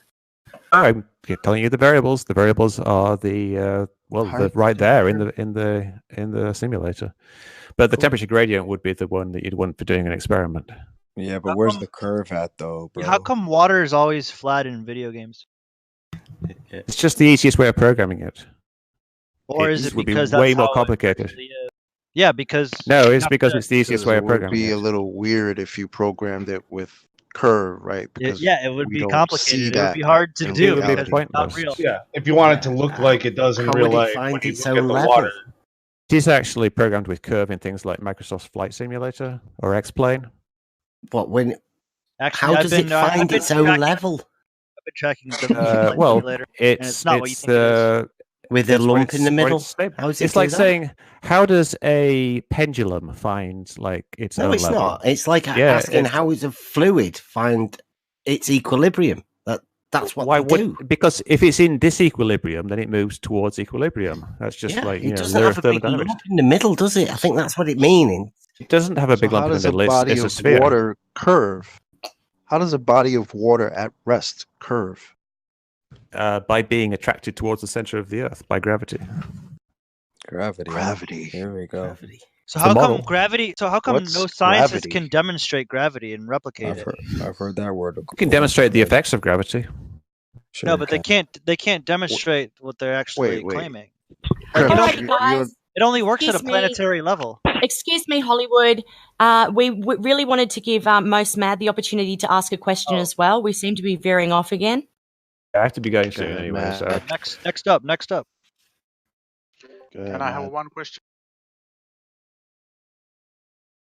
If Mad doesn't want to go ahead. Are you Mad? You got something? Sorry, he must be AFK. Let's give Mick a little breathing room. How are you doing, Mick? You all right? I'm fine. This is all fascinating stuff. Yeah, it's all. Yeah. Okay, good. Professional. I understand that people are passionate about their beliefs and they get angry sometimes. Not a problem. Who's getting angry? All right, next. I heard a few raised voices. Cool as a cucumber. Yeah. Yeah, there's some people who just yell all the time, so it doesn't necessarily mean they're angry either. I just don't like liars when I figure I'm them out. angry. Oh yeah, I'm angry. Does someone have a question? Once I figured out this thing was a lie, oh, I'm furious. So anybody that comes in here, they better have their shit correct. Waterball, go ahead and ask your question. Hey, man. sorry, I was my phone got frozen. There he is. You good? You good? If you got a question, go ahead, man. Yeah, are you familiar with the heliocentric? Mick. All right, go ahead, James. I have a question, if that's okay. James. Hang on a minute. No, James is going. Mad philosopher, Go, James. please. Mad philosopher, please. All right, so Mick, you're obviously aware of everything that happened post 9/11, correct? I wouldn't say everything, but I'm familiar with things. Yes. Right. Sorry, I guess I should have reworded that question. Everything, like the wars that have been fought since then. Yeah. Since like we invaded Iraq, Afghanistan, Libya, Syria, all of them. Against do you know? it. Right. Well, I'm asking. So, do you know what those countries were doing prior to 9/11? They were just sat there with a bunch of oil. Right. No, that's not actually correct. That's not all they were doing. Each one of these specific countries, the ones that have been invaded post 9/11, all back their money. All of those countries backed their money in gold and silver, and denied central banking in their country. And denied backing their money with the U.S. dollar. Since then, every country that we've invaded, Iraq, Afghanistan, Syria, Libya, all.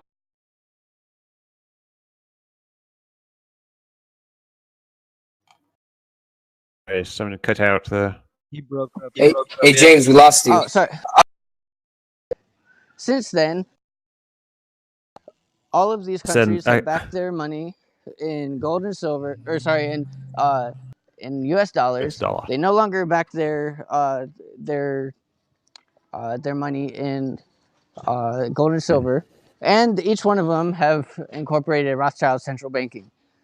So, I guess my question to you is, how the fuck can you turn a blind eye to all of this shit and not see how evil the Federal Reserve and these Freemasons, the Rothschilds, all of them are, and you just go to all of these conspiracies trying to debunk them instead of seeing all of the evidence right in front of your face?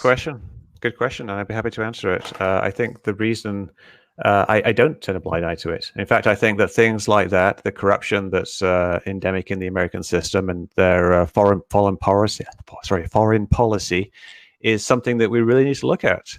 I might not agree with all the exact details of that link. What do you think about it? Don't say we need to look at. Sounds like a political statement. What do you think about it? You're asking, like, why do I debunk? The reason I debunk is that I think people need to focus on things that are real. I don't think the flat Earth is real, and I think people spending all their time. I know you need to focus on things that are real, but you keep reifying things that are not actually real. Wait, this is doing that twice. Because what I see myself doing is I'm kind of like a force multiplier, for want of a better word. If I can actually help a lot of people not spend their time on nonsense, well, then they'll be spending their time on real news. Wait, hold on. Who are you to dictate what is nonsense and what is not? Yeah, what's related? Hold on. The genius of the group. This is related. Obviously, it's what I personally decide to focus on. Are you, for example, like the flat Earth? Save us. Hold on. Do you not see this world, my friend? Are you the intellectual that can save us? Hold on, let I'm trying to help. Help. So then, do you not see this world organization, this world secret society or world government trying to establish itself? Do you not see that? I don't think there's a single organization. I think there's lots of people with their own self-interests. There's lots and lots of corruption. There's lots of powerful people who are doing things for themselves. Cool. Under one banner. They're all doing a bunch of things under one banner. Do you not? I'm asking you, do you not see that? You think the Chinese are all doing the same thing? You think the Russians and the Japanese think they're all are all doing that? Yes. Yeah, bro. This guy just doesn't have the balls to wake up, bro. Fuck him. Have you looked at the Forbes list of billionaires? Forbes. Dude, that doesn't include everyone that has trillions in private. I thought you were busy with important things, not Forbes. Well, so look at them. Look Yeah, at what the hell? the variety of people that are billionaires. There's over 1,000 people in the world who are billionaires, and they're very, very different people. Publicly billionaires.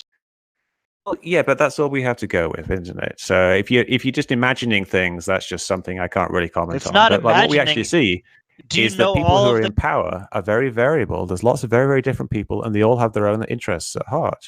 So there's obviously a lot of corruption. There's a lot of problems, and that's what we should be focusing on.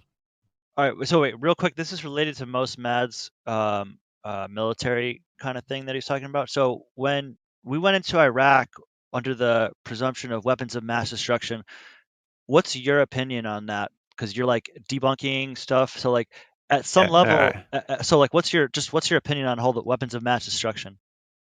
I think that they basically made up a case for going into Iraq, and that they essentially lied about the weapons of mass destruction by just exaggerating evidence that really wasn't there, like the stuff about Colin Powell said about the labs really wasn't. So why evidence. can't you imagine them doing this at a different scale, a different subject? Why can't you imagine them lying to you them doing it about other things, dude?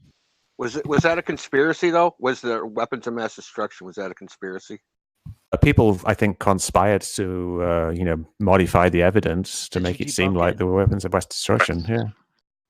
The whole Iraq thing started with a secret conspiracy. You know that, right? The Sykes-Picot Agreement. I'm not familiar with the whole geopolitics. The Sykes-Picot Agreement was a secret agreement with France, Great Britain.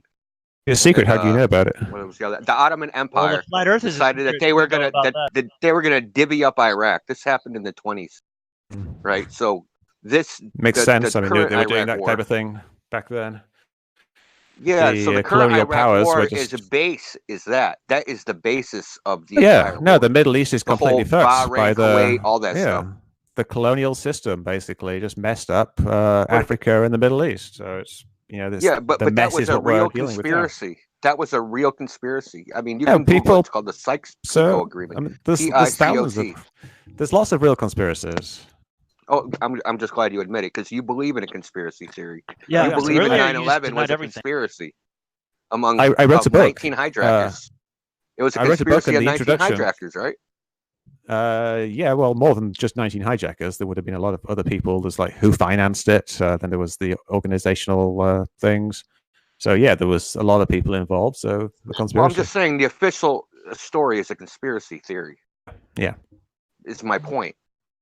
Yes, I'm not so sure. Calling other theories a conspiracy theory is just saying just a different conspiracy. There's a difference between a conspiracy and a conspiracy theory. I mean, a conspiracy theory is just essentially, in the scientific sense, a hypothesis. If you want to get scientific, I believe in the lone wolf theory of 9/11, like Lee Harvey Oswald.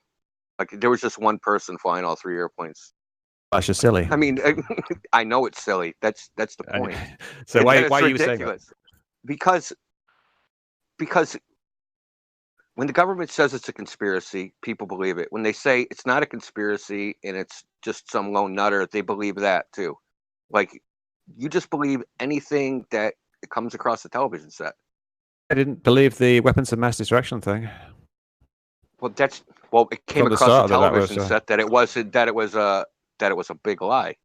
But if I didn't believe it. If the New York Times didn't out that, then everybody would just believe there were weapons of mass destruction. Well, how you're going to go to Iraq and find them for yourself? Well, they could just put them there. You can actually find them. You can measure the curve of the Earth yourself. It's hard to do things in geopolitics for yourself. May I just ask a question? May I ask a question quick? This has come from one of my friends that's just messaged me. What's your opinion on Jeffrey Epstein? Did he kill himself? I mean, considering we're talking about conspiracies. Just a quick one. I think he probably killed himself. You sure he's dead? Good. Yeah, he might have been allowed to kill himself, and that's about as far as I would go in terms of conspiracy there. But I don't think he was murdered by someone coming into the cell and strangling him. And what about his overall setup? You know. I think he was a What bit of a about the perv. broken hyoid bone? That No, broken broken hyoid hyoid bones bone. happen quite commonly in older people with suicide strangulation because it gets more brittle with age. Well, I've seen No, thank you. I got a message from forensic a friend of mine as well. pathologists with a total of 50,000 autopsies between them say they've never seen it in a suicide. I don't know, but I've looked at a bunch of Unless it's at actual. unless it's a height, you know what I mean, like 16 feet, something like that, not the 4-foot bunk. There's been scientific studies that predate this by decades that show that the hyoid bone is commonly fractured in suicides, just by regular, like hanging from a bunk bed type suicides. Well, thank you for your time, Mick. Thank you for answering. Can I have my short question? I should also say the hyoid bone wasn't the only bone that was broken. Well, I'm not familiar with anything other than that right now. I could look it up, but there was three. The hyoid bone was fractured, and the vertebrae underneath that had 2 fractures, and the cartilage had lateral tears in it. The people who actually performed the autopsy say that it was consistent with the suicide. Now, the Epstein family hired another pathologist who attended the autopsy, and he is saying that he thinks that it might have been a murder. Where's the video? Yeah, Where's Michael the Baden. Conflicting opinions. Real. Any what? Well, the independent one is saying it might have been a murder, but the one that's got paid by the government decides to say, yeah, it was. Well, no, the one who is paid by the family is the one who is saying there's something suspicious. The family have already said that they think that there's something suspicious going on. So they're paying a pathologist, and he's giving them an answer that conforms to their suspicions. Now, does that mean that they've influenced his opinion? You know, are they going to fire him and get someone else if he doesn't give them what they want? Who knows? Well, Cyril White, who's a famous forensic pathologist, saw the autopsy report, and he says that it's more consistent with murder than suicide. Well, perhaps you should do a survey of all the different pathologists. But well, yeah, that's why you when something like this happens, you have a coroner's inquest, right? And then you get a jury of people to judge the evidence to determine whether it's a murder or suicide. That's what we used to do in this country. Well, we'll see if it happens, because I seriously doubt it. It seems like the family is kind of heading in that direction, but I don't think they would win such a case because they don't really have the evidence to back that up.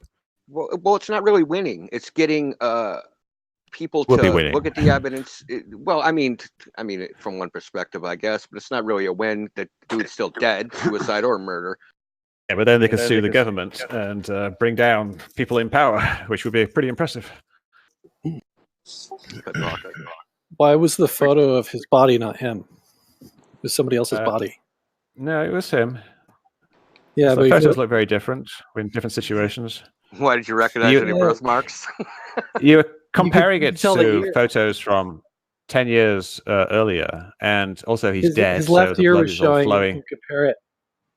You can compare it to his left ear.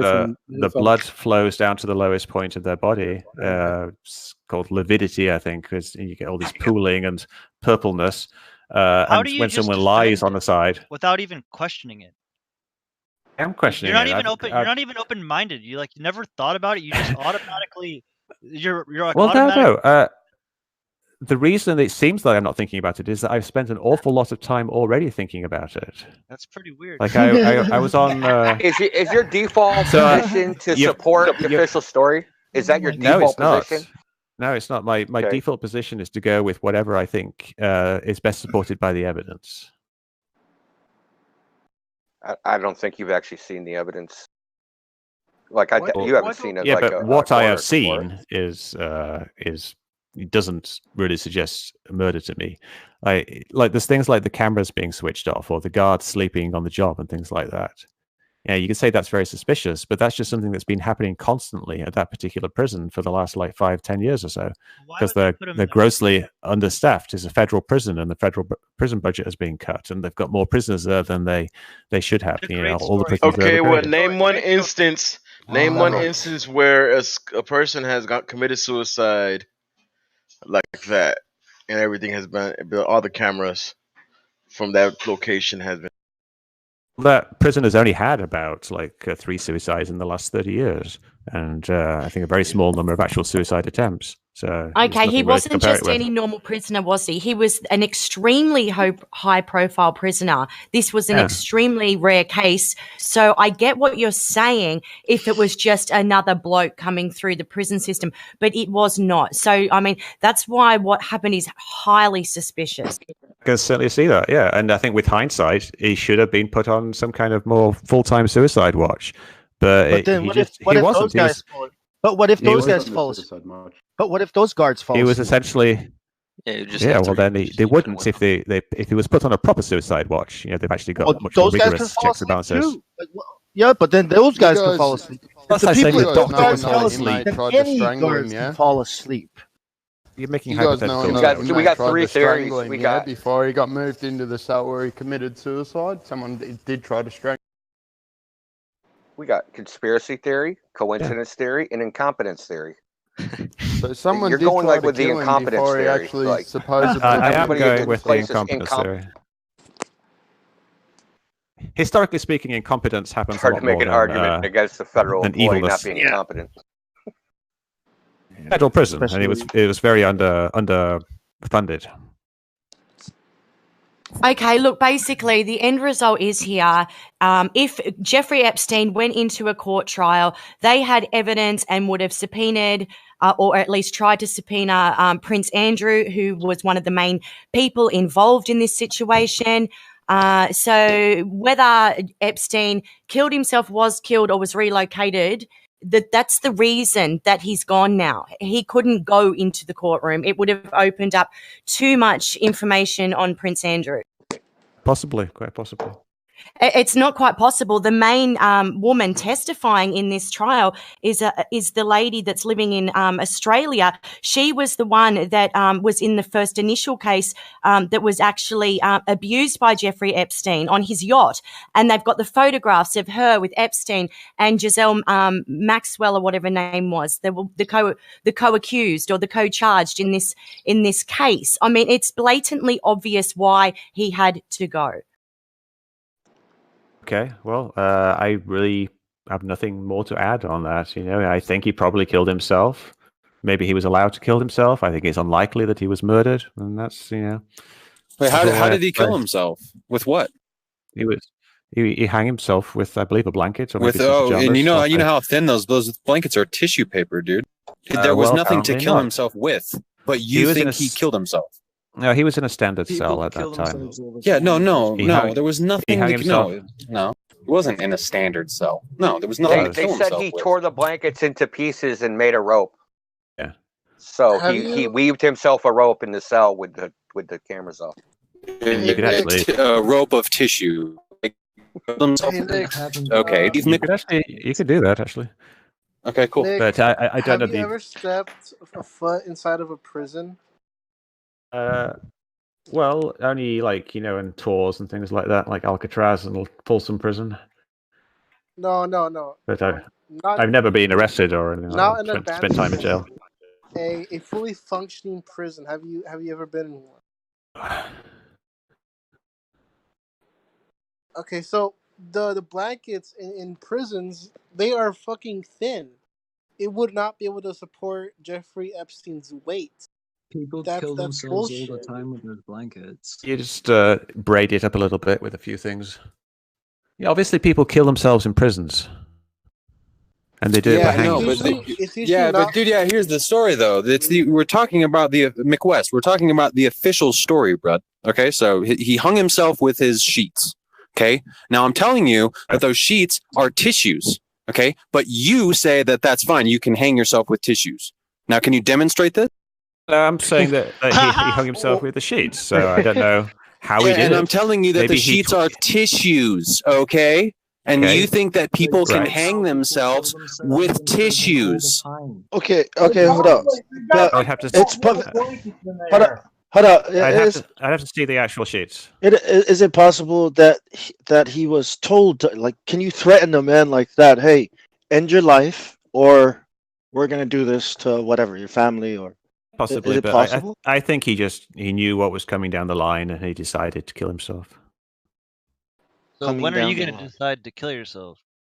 Hey, Hollywood, chill out, man. What if they do that to Mick and he's going to do that? Like, what? I don't know. What if that's like that's how they? I don't know, man. I'm just possibility. I've already told people. They do it to me. I've already told people if I get suicided, don't believe it. I've already told people if you get a letter with my fucking handwriting or something, don't believe it. Like I've already said that. So it's possible to anyone, dude. I got a flat Earth challenge. I'm still interested about aliens, though. What we ought to do is do 200 proofs in 200 hours, and every hour on the hour for the next 200 hours, pull up the 200 proofs and debate them one by one. Each one gets an hour's debate. Oh, any other conspiracies or theories? Yeah, I really have to go. So if you got any last questions, then speak now. I have a question. Thanks. If that's okay. Thanks for your time. My question would be, what do you think people's criteria for evidence should be? So when you see a claim and some substance presented for that claim, how should people look at that substance and decide whether it holds ground? Well, good evidence is evidence that's verifiable and testable. So if you can verify, repeatable. Repeatable, testable, verifiable. It's the three criteria of evidence. But verifiable is probably the most important one. But then if you got reproducible, that kind of verifies it naturally. So things like, I don't want to get into a big argument again, but like the observations of Catalina is evidence that is verifiable and repeatable, and you can test it. You can do things like change the where you view Catalina from, and you can go to Catalina and measure it. No, it's not every day because the weather is sometimes quite often actually you can't see it, but on a clear day it's visible with the naked eye. So yeah, if it's those things, verifiable, repeatable, testable. Mm-hmm. All right, thank you. Anything else? Thanks for coming by. I just want to get that out there. Right. Thanks a lot. We appreciate it. Yeah, thanks. Stop by again. Maybe some other time. And yeah, if there's anybody who wants to have a more extended one-on-one discussion about this type of thing, I do have a podcast, and I would like to talk to people, like more varied people than I have been talking to. So if someone was interested in being on my podcast, maybe have a quick look at it. It's called Tales from the Rabbit Hole. TFTRH. Yeah, and just send me an email if you would like to be on there. The inverse is also just say rabbit hole. We've got one of our members here, Dr. Science. He does Flat Earth Initiative and Friday Night Fights. So it's a more structured sort of debate. So that also might be. It doesn't have to be a debate. No. I know. I'm just saying it's a more structured format where it's actually just kind of a chat. Really, I like talking to people about where they're coming from and why they believe what they believe, and how their opinions change over time. Things like I have a question for you. Have you ever thought of going to SLAC up in Menlo Park and going into the Stanford Linear Accelerator and look at that structure, which is probably the flattest structure in the universe, I would say. And you could do some tests in there, kind of go from the reverse angle. Now you have something is flat, and see if it then comports with the reality of curve or straight. Well, I mean, if you know it's flat, then it would be flat. So I'm not sure what test you could do. You get the plumb line at the ends that won't be, right? Well, at each end it would be the same. Well, no, they wouldn't be. They would diverge from each other. But yeah, you could do that on the surface. Be parallel, wouldn't they? Right, and then the other thing they would one way. But you don't need to have a flat surface to do that. You just need two lines that are some distance apart. But the problem is, how do you measure this angle? Which you can actually do. You can do it with good surveying equipment on buildings. You can see that just measure the water leaning level. away Just from measure the curve in water level. It'd be easy. That's a good point. Let's do that. Wallace experiment. It's the same inclination that you'd have for the Nile River, right? We're talking about 8 inches, every 8 inches every inclination for a river. Well, that's what rivers do, isn't it? That's what water does. Downhill. It finds its own level, doesn't it? It keeps going until it. No, it doesn't find its own level. Actually, Until it actually flows down to the ocean, Zanuck. finds Yeah, stability. the inclination is the same as that building. It's called sea level. Have you ever heard of it? Yeah, and the sea level is curved all the way around the Weird Earth. that, it's not. Level's horizontal. Dude, how can water be curved? How can water be curved? Okay, relax. So Mick, the other question. Let's fight the flat Earth. Mick, the other question. I'm going. The other question. So there. All right, I'm going now. See you later. Nice try. Sonic, be quiet. Sonic, he says one. Last question. Sonic, Mick's trying to leave. Come on, dude. The last question. You guys have had the whole 2 hours. Last question. Go for it. Well, I haven't said anything personally. Remember, we have a little relationship, Mick. We actually worked on your curve calculator and added one little bug on it. Remember that a while back? Yeah. There's a few people who did that, but anyway, thank you. what about looking at mountains? We're looking upward, getting away from the water refraction. Again, I like getting away from this refraction element, and look at the angle of those peaks versus the horizontal to see if that comports with reality as well, or what they should be for how high they are and how far they are away. You can do that. It does require a little bit of bit more math, for want of a better word, working out the angles and things. There's some very good examples though. I think like the twin sisters or the three sisters. What's it called? In Oregon. Yep. Mount Hood. Mount Baldy, and then what's the other one over there? And there's. I'll just post the link. 11,000 feet, and then you're at sea level at some point, looking up at that mountain, saying, "Okay, does that have the right angle for how far?" It's actually the best thing is to be on the top of a mountain, looking across the tops of other mountains at distant mountains. And I posted a link of that type of thing. Right. But it's essentially a very large-scale version of the Wallace experiment. But you do have to kind of accept what the height of the mountains actually are, right? Which not everyone can accept, because it's all based on numbers. That's a great picture, by the way. Yeah, a lot of people here actually accept the altitude indicators and the air density measurements. They just did the world. They just did the world record. I don't. 326. I don't. Mick, who are you talking for? A lot of people. I accept measurements of altitude. I don't accept the model. So when you basically in a helicopter and the altimeter says 1,000 feet, you don't think it's correct? I believe there's an error within a certain range. All right, so I think I've answered that question. But